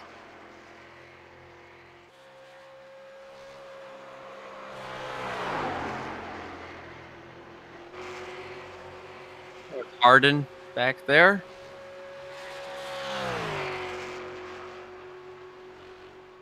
And his car looks to be pointed up quite a bit in the front. Jeff, you were talking about how the setups make a big difference, how you have the option to change the way the nose is pointed on this car. Do you think that's affecting his handling at all? The fact that he's got doesn't look like nearly as much front downforce on that thing.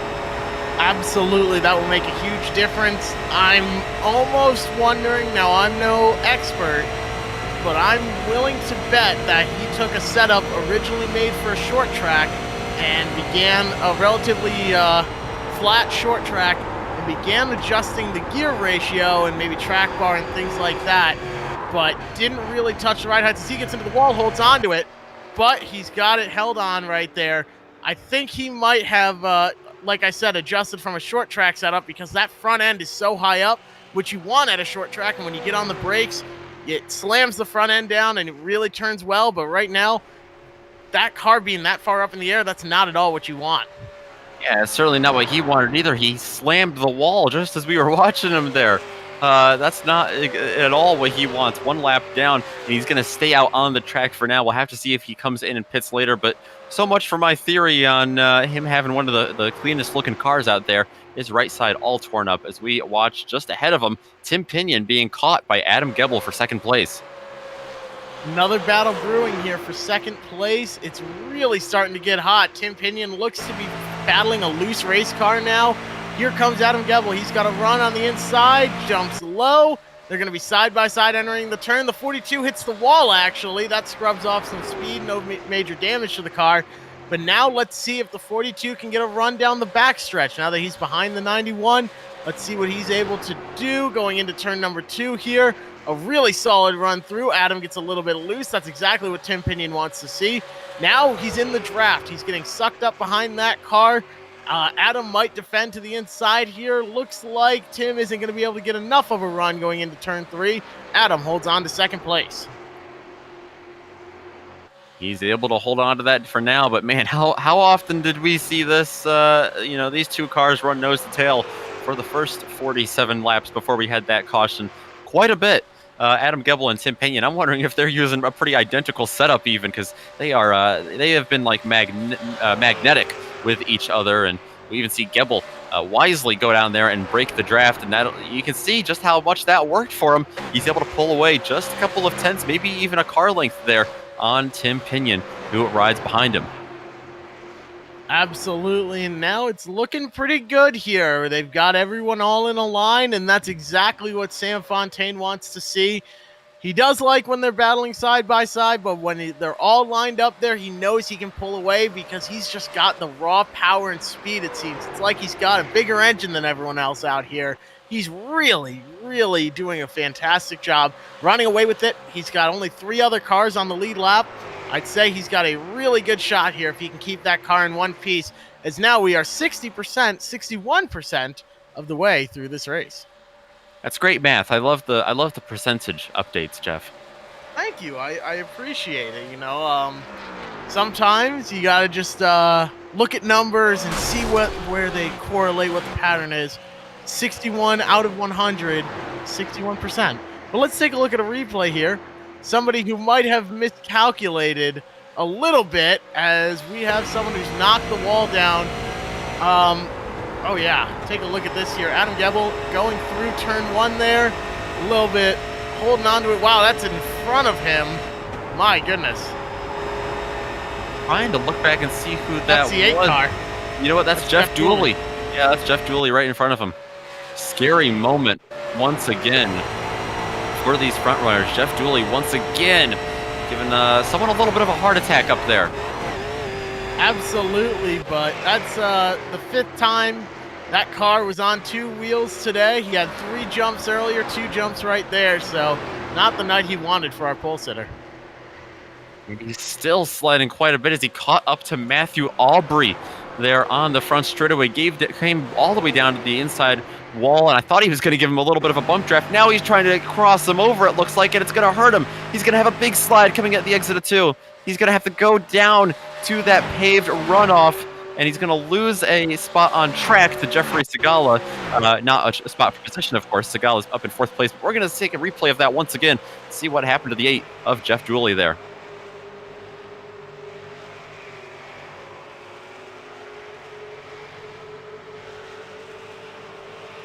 Just a big slide, and he continues to slide at the exit of 4. He's going to stay out on track for now, but man, Jeff Dooley, 3 laps down. The guy who wrecked on the last caution, and just really struggling, not having a great night at all for him. Yeah, like you said, not at all a good night for Jeff Dooley here. Started in 1st, now all the way back to 8th. 3 laps down and just barely holding on to that car, it seems. More action up front for these guys battling for 2nd, though. Tim Pinion, he's not letting Adam Gebel get away in that Rush Truck Center's Clint Boyer paint scheme that we have noted. We're right on board with Tim Pinion. Taking a look ahead. Washes up a little bit, see what kind of run he can muster up here on this front straightaway. As the caution flag has flown. Dooley's blown up. It's Dooley, yeah. This is back in, turn number 3? I don't think we have a replay of this one. Yeah, I don't think we have a replay of that, unfortunately, there. But that's going to be the end of Dooley's night, it seems. Yeah, that car really snapped on him.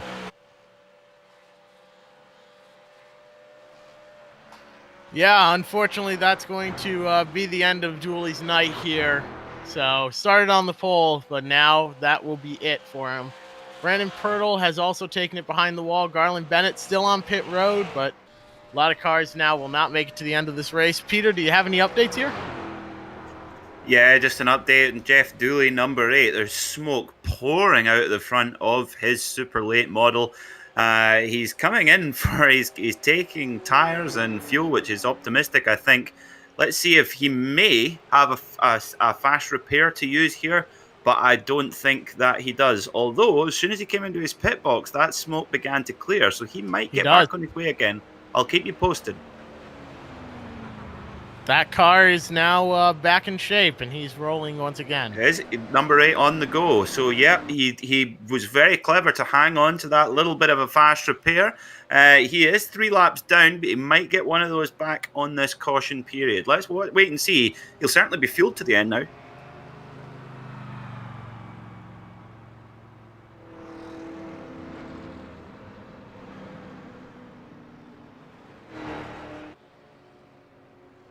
The leaders now coming around. They've caught up to the pace car. They're going through turn 3 at the moment, and then I imagine we're going to come down to pit road, and we'll throw it back down to Peter, who can tell us everything that's going on. But I anticipate everyone's going to come in here. Nick, what do you think?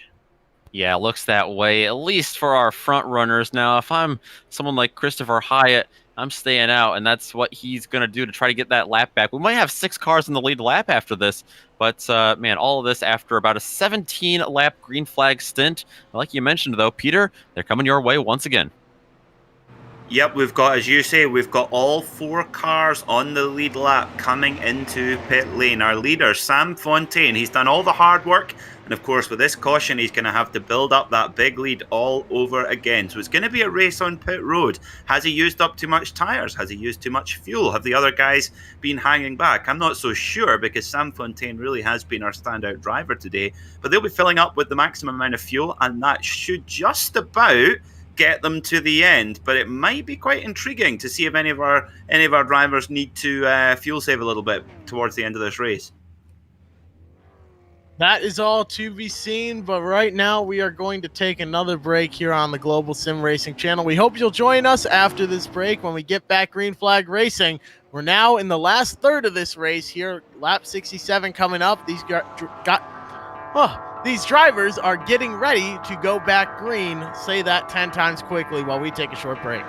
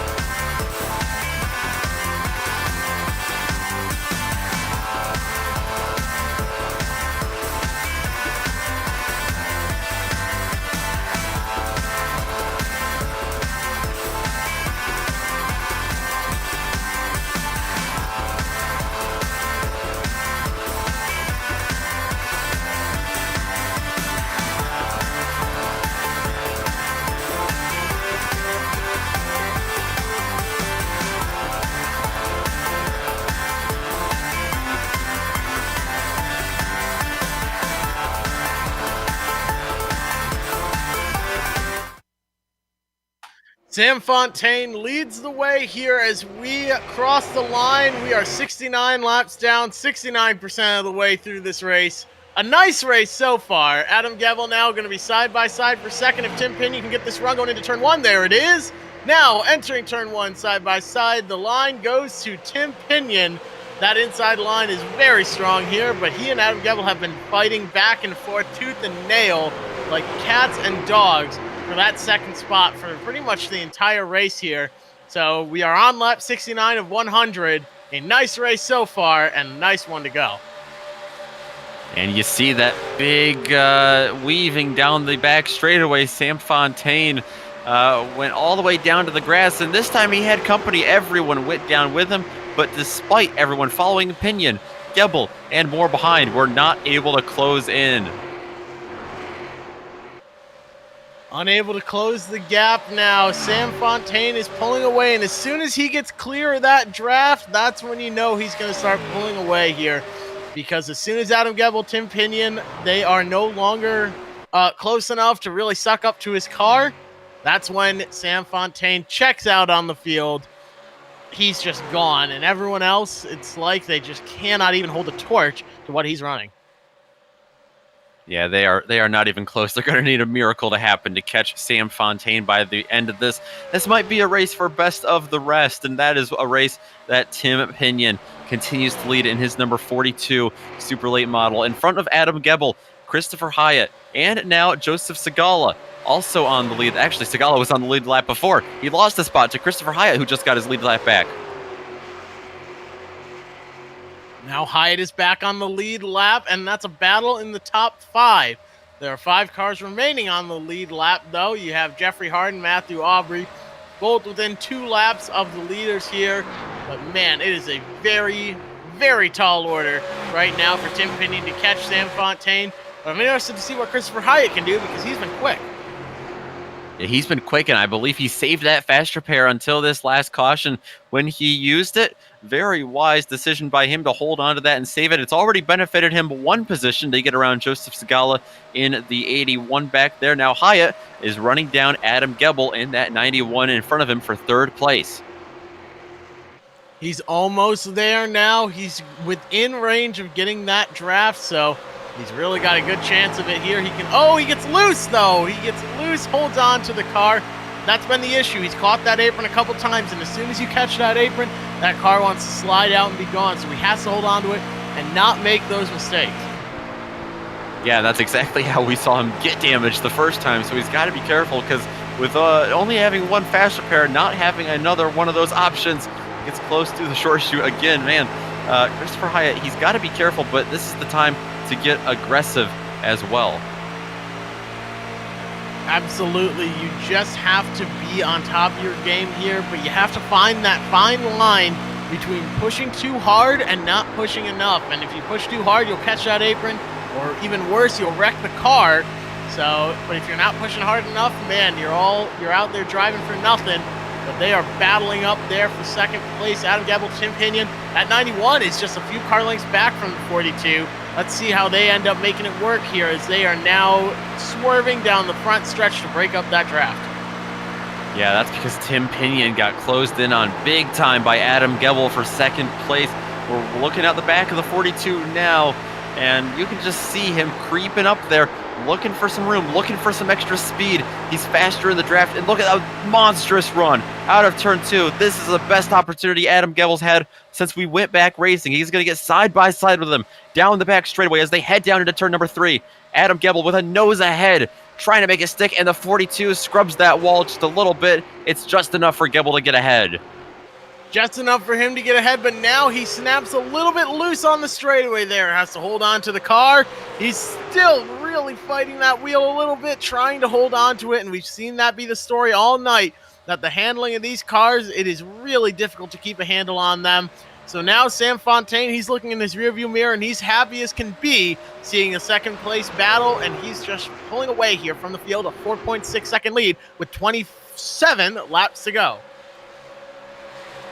Tim Pinion, though, yeah, like you said, closing back in, and Gebel went a little bit wide there in turn number 2. All this is happening behind Samuel Fontaine, who's so far out in front, the picture doesn't even have him in there because he's 5 seconds ahead of these guys. They continue to race, though, nose to tail. Gebel and Pinion, they run in that order for now.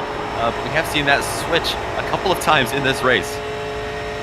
Absolutely back and forth between those two. Like I said earlier, it's like cats and dogs fighting. Neither one of them is going to give an inch. If one gets a run, the other is going to have to fight back the next lap after. They've really been duking it out. Like you said, maybe they're running similar setups or the same setups because they are really just matching each other step for step. Yeah, and they're not really able to get a big run on one another either. Unless the guy in front makes a mistake, which we've seen a couple times. Tim Pinion sure knows that because he was the one that made a mistake the last time. That's why Gebel is where he is now. He's got, I guess you could call it clean air since the next driver up in front of him is over 6 seconds ahead and Samuel Fontaine, the leader. So the clean air here apparently benefiting Adam Gebel over Tim Pinion, who chases right behind him. Clean air has definitely been important here. We saw earlier our pole sitter Jeff Dooley. When he was in clean air, he was fast as could be, but as soon as Sam Fontaine got around, it's a whole different story. But now Sam Fontaine leads the way. He's pulling away by quite a bit over the rest of the field, still having himself a great run. 25 laps to go in this race. And you could just barely see out the back there. We had a pass for 4th place as well. Joseph Segala was able to overtake Christopher Hyatt, who washed up the track just a little bit. I think we might have a replay of this as well, because Christopher Hyatt finds himself far behind Segala for 4th place now. Taking a look, Hyatt again a little bit loose, has to hold on to that car. Here comes Segala looking low, and he gets around. He's clear, but Hyatt, up into the wall. Now that causes trouble here. We talked earlier about how important a good exit of a corner is because if you don't have a good one, man, you're just slow all the way down the front or back stretch, and that can absolutely kill your run. Now I'm wondering if Joseph Segala is going to have the run to catch these two drivers battling for second if they continue to battle, because, again, we are seeing Tim Pinion all over the back of that number 91, Adam Gebel. Once again, they are battling hard for second place. Just a tenth separated them at the line, but now it looks like Adam Gebel has pulled away a little bit more over Tim Pinion. They are still within striking distance of each other, though. Still both could make something happen, and they both have to remain perfect because one mistake by either of them could have huge consequences. Yeah, it definitely could. And that would, that's exactly what Joseph Segala would love to see right now as well. That 1.5 second gap that he's got back to him, or he's got ahead to him, that could vanish within the blink of an eye. We've seen mistakes be made tonight, and I'd say just in general at the Indianapolis Motor Speedway so quickly. These two drivers have got to be careful not to fall victim to a simple blunder. What? No. Nobody makes mistakes on iRacing or real race cars, especially not at one of the most difficult tracks known to man. No. Yeah, mistakes are definitely a factor here, and these guys aren't perfect. Sometimes they will mess up. They'll miss the turn. They'll miscalculate something, but it's like that old saying, the risk I took was calculated, but boy, am I bad at math. Hopefully everyone here good at math. We were wondering about pit stops. Man, if they are on about a 12-lap stint right now, coming in last time at lap 65, I believe, that's going to be interesting. That might be cutting it just a little bit close to the end here, and I wouldn't be too surprised if we saw some of the drivers trying to save fuel, especially, regardless of whether or not they're good on fuel, tires are going to be just a pain in the butt after that many laps, assuming we stay green here. You are absolutely right. We've seen how the handling of these cars changes over the course of a run. Right now, though, it looks like Adam Gebel and Tim Pinion are battling the same condition, and they are still right on top of each other. That's the closest battle here on track. It's about a second back to Joseph Segala, who is gaining on those two. And then Christopher Hyatt back there in fifth, sort of cruising. He's really battling that race car. Every corner exit, it's snapping loose on him, and he's holding on to it. If anyone is crying for tires, it's going to be him because he needs some fresh ones when he's sideways every corner. Yeah, absolutely. And they've got 21 laps to go as well. Which, you know, if he's sideways now, just imagine what that's going to be like in 10, 15, 20 laps from now. You've got to conserve a little bit. But, man, Joseph Segala, I was wondering if he was going to close in. He's got help from Jeff Dooley and Matthew Aubrey behind him to come and draft up to Tim Pinion. We might see a 3-car battle here for second place here soon. We absolutely might, and I think that's exactly what Joseph Segala wants. He wants to throw his hat into the mix. If he's got a long run set up, then he is right now in heaven, as he's now to that back bumper of Tim Pinion, but I think he's going to pull that move one by one on those drivers. Just go to work, pass one, and then pass the other. I don't think he's going to try and take it 3 wide or anything crazy. Yeah, if he has the time, he'd certainly like to get it done a lot cleaner than you know, taking it 3 wide or something crazy like you mentioned. But man, a big run there for Tim Pinion, that time on the front straightaway. It's the runs like that that's going to make it difficult as Gebel just touches the wall through the short chute of 1 and 2. And Pinion's going to drop back. Pinion's going to drop back, and now that puts him right in the reach of Joseph Segala, who goes to the inside. They are side by side down the backstretch now, but give the run into turn 3 the advantage to Joseph Segala, that outside line. It's hard to run up there. Now Pinion slides back. He's in 3rd place, or he's in 4th place now, excuse me. Moves Segala up to 3rd, and he's now going to go to work on Adam Gebel. This is fantastic news for Adam Gebel, though. He loved seeing those drivers in his rear view mirror side by side, because look at the gap he's already been able to pull there. That's 3/4 of a second ahead of those drivers that battle behind them all nose to tail. Those 2 other cars back there are Matthew Aubrey and Jeff Dooley. They are not battling for position, but in the picture nonetheless. Absolutely right, and now it is a battle going forward. I think Tim Pinion might be having handling issues, though, as he got a little bit loose on exit there, and he's going to lose more ground to Joseph Segala. But a gap has now formed from Adam Gebel to Joseph Segala. That is really not that too hard to overcome for Segala here. I think he's going to be able to get up there. It's not too big of a gap, I should say, but we'll see, as that battle for second now could be coming soon. Yeah, Pinion struggling. We might see him end up in the pits later on in this race if he really needs it. But you're right, Joseph Segala, he has saved tires perfectly, it seems, because he shrunk that gap about 2.5 of a second just that time by, as I see Christopher Hyatt actually in the pits there, Peter. He certainly is, yeah. He had a little bit of contact with the wall a couple of laps ago, but chose not to come in. He's putting tyres on right now. The right-hand jacks are up, so putting 2 new Hoosier tyres on there. Filling up with fuel as well. The left-hand side coming up now too. The engine has gone off, but he's fired it back up again, and he is on his way. He's back with you guys. Back out and running he goes, but somebody that hasn't slowed down a bit is Samuel Fontaine. Now that last lap, a 54.217. Adam Gebel now running in second compared to the 54.217 of Sam Fontaine. Just put down a 53.318. So he is gaining on the leader. You got to wonder if Sam Fontaine is saving fuel here. Might try and go all the way. 17 laps left. Yeah, certainly looks to be the case, saving both fuel and tires by backing up the entry just a little bit.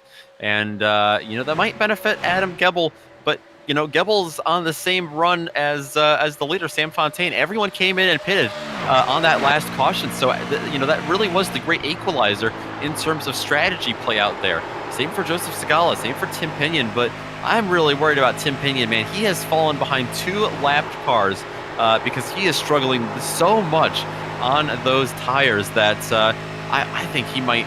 I mean, Peter, do you think if Tim Pinion, he's last place right now in terms of the lead lap cars. Do you think this is an opportunity for him to just come in and pit no matter what? Yeah, I think he's got to roll the dice. If he wants to have a chance to win this race, you might as well come in and hope that the others hit trouble. Perhaps maybe just take tyres only if he's got enough fuel to get to the end. I'll keep an eye on it. Keeping an eye on it is our pit reporter, Peter, doing a fantastic job down there. Peter, thank you once again, but fortunately you're not getting too much work. We've run a lot of this race under green here. Adam Gebel, though, is running down our leader. He was actually about a second quicker that last lap. So, man, that's quite the story. My math says in about 10 laps, he should be on the back bumper of Sam Fontaine if this pace keeps up. Yeah, I wouldn't be surprised. The one I'm watching, though, is Jeffrey Segala. He has closed up so much to the back of Adam Gebel now. All of a sudden, for second place, that speed came out of nowhere for Segala. You're absolutely right. He's really done a great job managing his tires. Let's take a look, though, here as this battle ensues. The 91 dips down to the bottom and then goes back up to the top, trying to break up that draft. Not enough there as Segala now looks to the inside. He's there. He's got the run. The 91 has to give it to him. So now the 81, let's put him up to second place. Almost. He's not quite clear yet. They're side by side going into turn 4, but the advantage is going to be on the inside line as the 81 is fighting now to get clear. The 91, they're still side by side down the front stretch. I can't believe that the 91 of Adam Gebel was able to fight back that much on the outside. That was phenomenal work from Gebel. Now what can he do? Still on the outside through 1 and 2. He's got a nose ahead. He's pinching the 81 perfectly. Segala doesn't want to get on the gas and wash up into him. And Adam Gebel is going to somehow keep that second place position over a Segala who's falling back now without that momentum on the back stretch.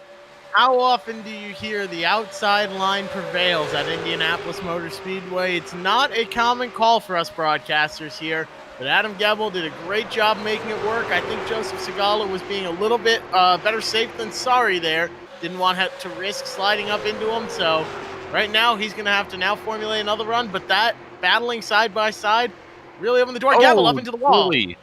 Julie goes around back there behind Gebel going in the wall. And that is going to bring out the caution once again. Take a look here. Samuel Fontaine, he had a 10-second lead over second place because of that side-by-side battle. Now, when we get to, well, right now it's 13 laps to go. So it's going to be under 10 to go when we go back green, and it's just going to be a mad dash to the finish. Interesting to see who's going to be able to come out on top there once they get back going green. But, Peter, I think we've got a lot of cars coming your way here once they get to pit road. We certainly do. We've got the 8 of Jeff Dooley, who's made a number of visits to pit lane, and we've also got the 12 of Christopher Hyatt, who's come back in. Remember, he's just been in pit lane, so surprising to see him back to see us again. Peter, I'm wondering here if we might see any guys like Segala or Gebel come in and take 2 tires. Do you think that they might try a different strategy to see if they can get up around Fontaine and take the lead away from him? Well, certainly Sam Fontaine, he's not come in. He's taken another lap around as the pace car is coming in. They'll be looking to come together shortly. But let me see. Give me 2 seconds, and I'll see who else is coming to join me in pit lane here. Okay, it's been 2 seconds, Peter. Who's down there on pit road with you? I was waiting for that from you, Jeff. I'm not surprised.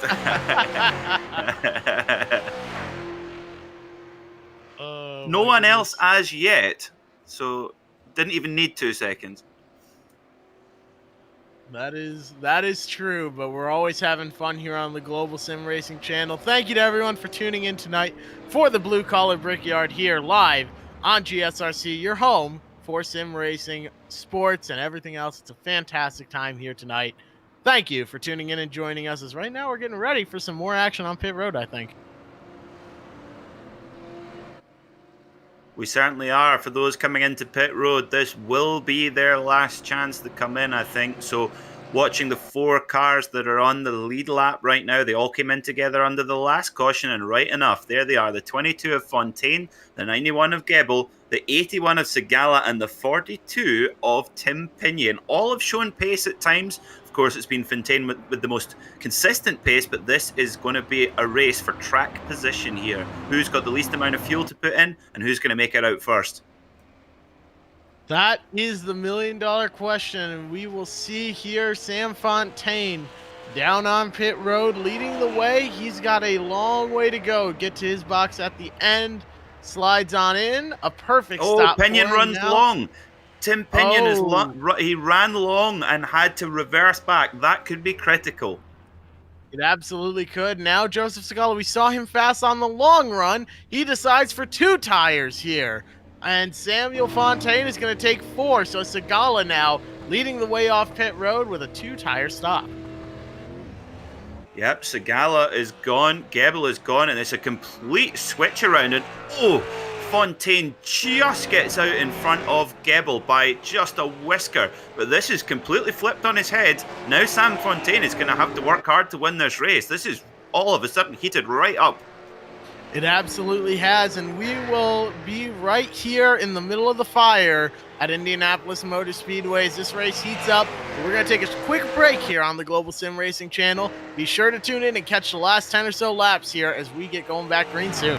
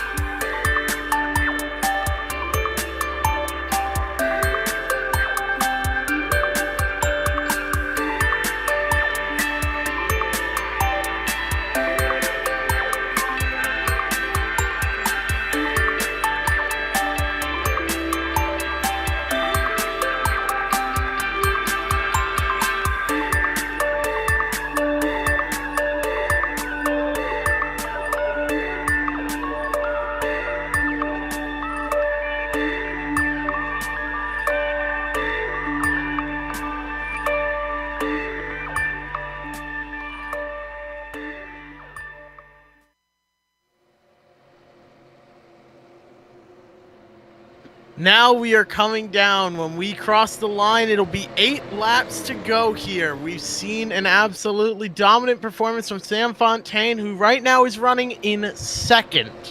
Joseph Segala leads the way now after taking 2 tires on that last pit stop. Adam Gebel sits in 3rd, Tim Pinion in 4th, and now Jeffrey Harden is up to 5th, back on the lead lap after that caution. It's going to be a great run to the end here. Matthew Aubrey is the only car 1 lap down. Christopher Hyatt 4 laps down, running in 7th.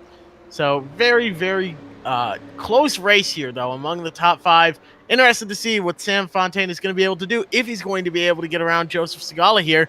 Doesn't have a lot of time. 8 laps to go. By my math, that is 20 miles. And Aubrey actually got a wave around there, so I think he's going to be on the lead lap. But Jeff Pace car's pulling off. It's going to be Joseph Segala on the loud pedal here soon.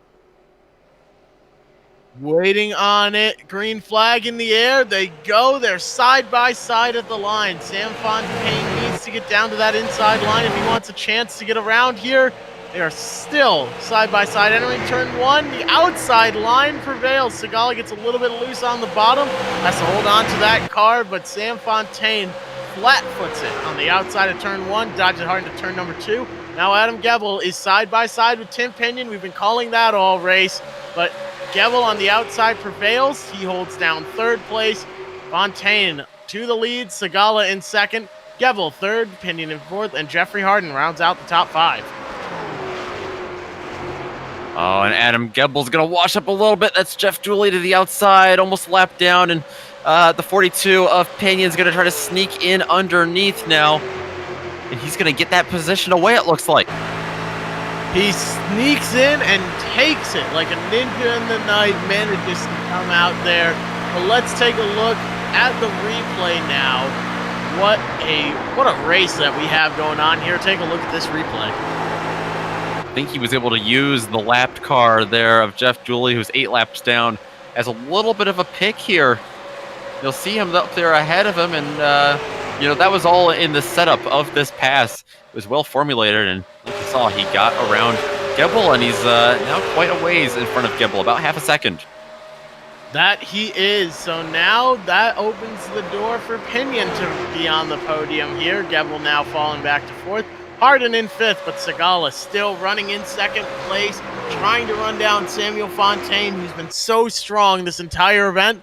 Let's see what he's got, but at the line, 6 laps to go for Sam Fontaine in the 22. Segala is falling back. Those 2 tires seem to have not paid off much for him. He's going to have to hold on to it. Thankfully, he's got that pick a car of Jeff Dooley in between him and Pinion, but not any longer. He's going to fall back behind Pinion. Now the 42 is going to have a big run coming onto the back straightaway, and I wouldn't be surprised if we saw him. Yep, there he goes. Dives to the inside with about 5.5 laps to go. 5.5 to go here. When Fontaine gets to the line soon, it's going to be just 5 to go in the blue-collar Brickyard race here. 100 laps in a super late model at the Indianapolis Motor Speedway. You don't see this combination of track and car all too often, but Sam Fontaine doing a great job taming this beast. 5 laps to go at the line. Now look at Adam Gebel all over the back of Joseph Segala. That momentum that he lost to Pinion is now lost to another one. The 91 of Gebel is going to get underneath him in turn number 1, and now Gebel's going to move up to 3rd place, right behind Pinion, where he's been sitting this entire race so far. Let's see what the battle for 2nd is going to look like here. If Pinion is going to have to hold off Adam Gebel, we're yet to see it, but now Gebel closing in on that back bumper. The draft playing a huge role here. I think we might see that battle heat up to a boiling point in the next lap or 2. And usually in this race, we've seen Gebel in front of Pinion, but now it's Pinion in front of Gebel. But these are the laps that are going to matter most as they come out of turn 4. They're going to have 4 laps to go. They're 4 seconds behind Samuel Fontaine, but the battle for the best of the rest is on for 2nd place. Battle for 2nd is getting hot, but right there, you see Tim Pinion start to pull away a little bit. He got a better run down the front stretch. Segala isn't quite out of this either, though. Neither is Jeffrey Harden. Still, all in this battle could make something happen here, but Sam Fontaine is pulled away at the front of the field. See what kind of run Gebel can get. They're not tucked up right up next to that wall. Gebel's getting a big run, a big toe down the straightaway. He's going to lunge to the inside already. Pinion's going to shut the door. He's not able to shut the door all the way, though. Gebble's going to stick his foot in it. He gets his nose underneath, and it's going to be a drag race out of 4. Now you see, He got it. He's got it. Adam Gebel has the position as Tim Pinion got a little bit loose, had to hold on to that car. Now gives second place to Adam Gebel. Tim Pinion slides into third. Joseph Segala still lurking back there in fourth, trying to take advantage here. He thought about looking low, realized he didn't have quite enough room there. Now he gets a better run through turn 1, it looks like, than Tim Pinion, carrying more speed into the short chute, but he needs a really good run off turn 2 if he wants to catch that draft and work his way around Pinion. Gebel now pulling away and trying to run down Sam Fontaine, but with just 2.5 laps to go here, I think it might be too little too late.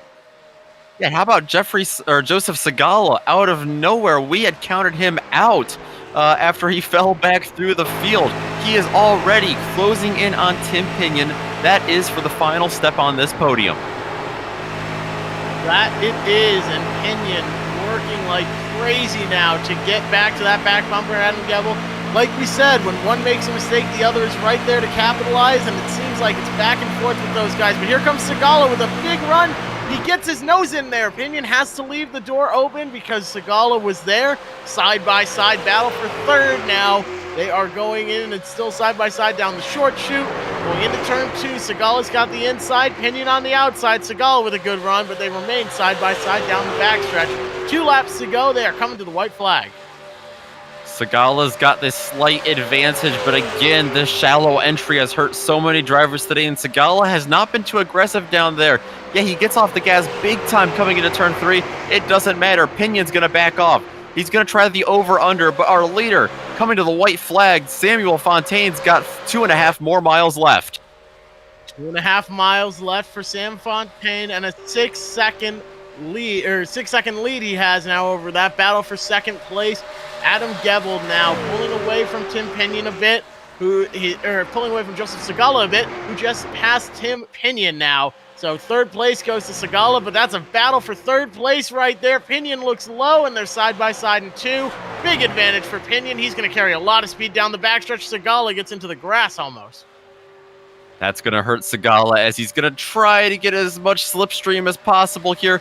Don't count out Jeffrey Hard behind him if anything should happen. He's still in the mix as well, but Samuel Fontaine, just a couple corners left. This dominant race is going to become a dominant finish here at the Indianapolis Motor Speedway.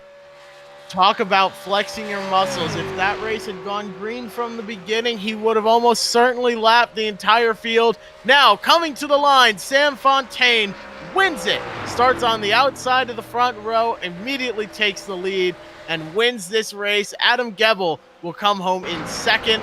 Joseph Segala manages to squeak out third place right next to Tim Pinion. That was about 2/100 of a second between those two. About a fifth of the time it takes for you to blink was the difference between third and fourth. Fourth place going to Tim Pinion. Jeffrey Harden comes home fifth. Matthew Aubrey 1 lap down in sixth. Christopher Hyatt comes home in seventh. Yeah, a photo finish there for third place, and somehow it's Joseph Segala. Those 2 tires must have paid off because he's going to get ahead of Tim Pinion. I believe we've got a replay of that. He got a huge run. Even though he clipped the grass in turn 2, he got a huge run for the rest of the lap. He was going to stay focused. He stayed motivated, and he stayed after it. He persevered and got the job done. Joseph Segala, because of that, is going to end up on the podium. What a phenomenal run for him there at the end. That is how you do it. What a great job to come home third. Look at that. They are just side by side. Right now, though, we're going to take another look back a little bit further back here and watch this battle form up here for this run down the straightaway. Man, what a gap that he had to overcome there. It's about 5-6 car lengths, and he just gets an amazing run, hammered down on the throttle, and gets side by side. My gosh, coming off turn 4, who would have thought he would have had that run? And he manages to squeak by with a third place finish.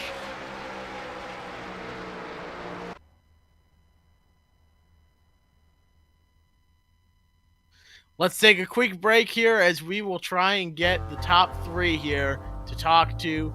But thank you all for joining us for this race. We will talk to our top 3 shortly here once we get back here on the Global SimRacing Channel.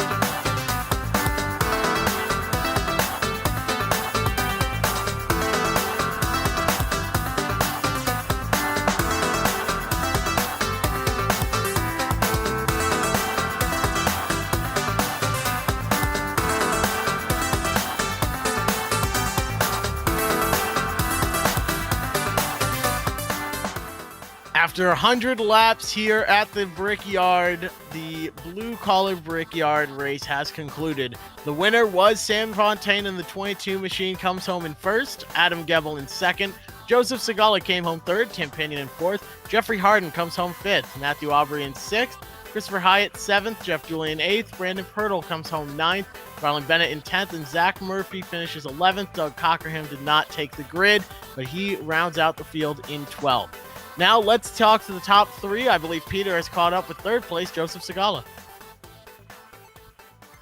Joseph, congratulations on your podium finish here in the Brickyard Blue Collar event. How does it feel? Oh man, it is absolutely amazing. The practice that I put in, I wasn't sure how well I was going to do today, but man, this is awesome.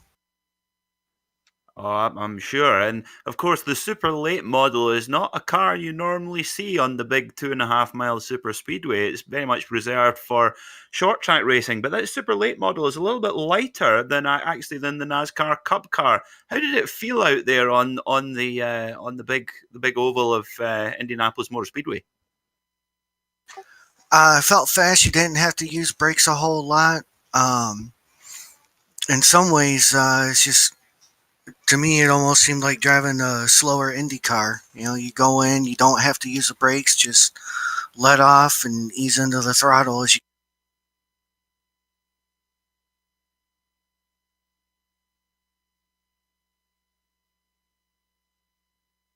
Joe, I'm just wondering that that photo finish. I mean, you took 2 tires there at the end, and I was wondering if that paid off. Certainly, it looks like it did to get you that third place by just a couple hundredths of a second. Oh, definitely. John Hine was my spotter and crew chief for this race. I gotta thank him hugely for this. And we talked about it there under caution and made the call to take the 2 tires, get the track position. On restarts, I'd always lose about 2 spots. I'd eventually gain them back, but given how much time we had left, figured taking 2 tires, get the track position, probably lose a couple of spots on the restart, but able to at least get one of those back. I don't think anybody had anything for Samuel today. He was just absolutely phenomenal out there. Certainly was. And Joe, I've got to say once again, congrats on that podium. Fantastic race and great perseverance to come all the way up from 10th to 3rd, especially there with that late race strategy call at the end. Before we let you go, is there anyone you want to give a shout out to? Absolutely. My sponsor, Forest Hills Lanes and Shooters North in Loves Park, Illinois. I got to thank them for being on the car. Jeff Dooley, who was huge help in this race, helping me out a lot there towards the end. Michael Redding, who helped me out with practice. And again, I got to thank John Hyde for spotting for me and being my crew chief for this race.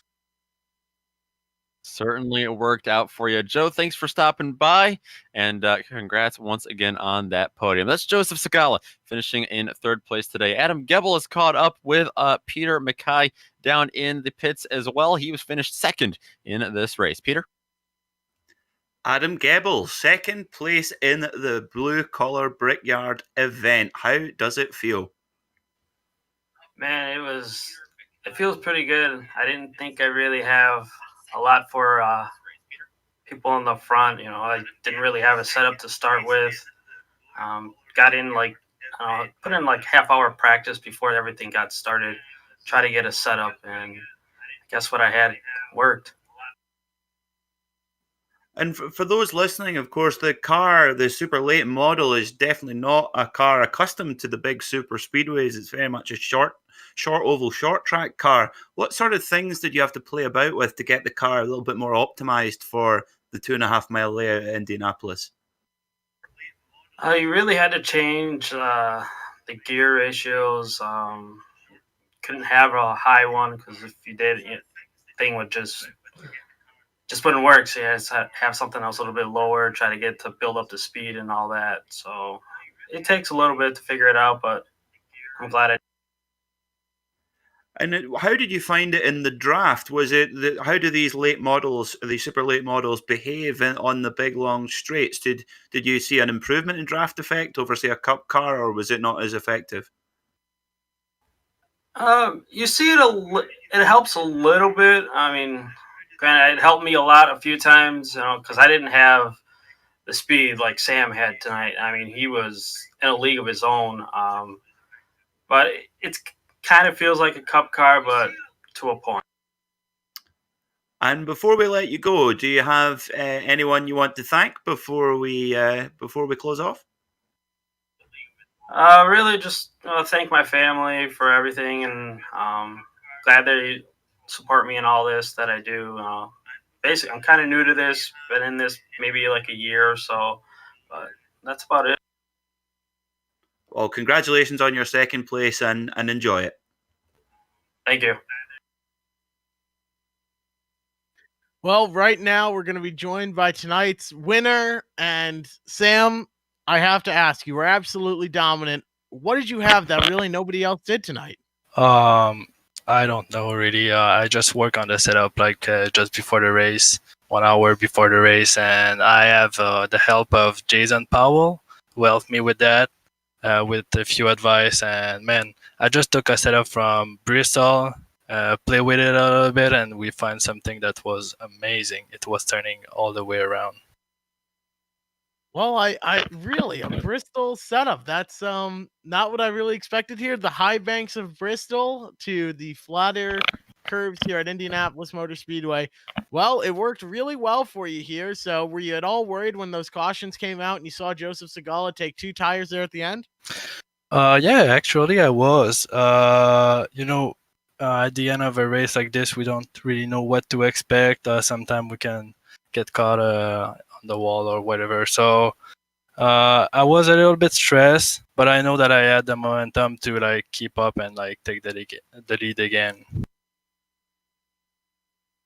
Absolutely. And well, now that you've won this blue collar Brickyard 100 lap race here tonight, do you have anyone you want to thank for helping you get here?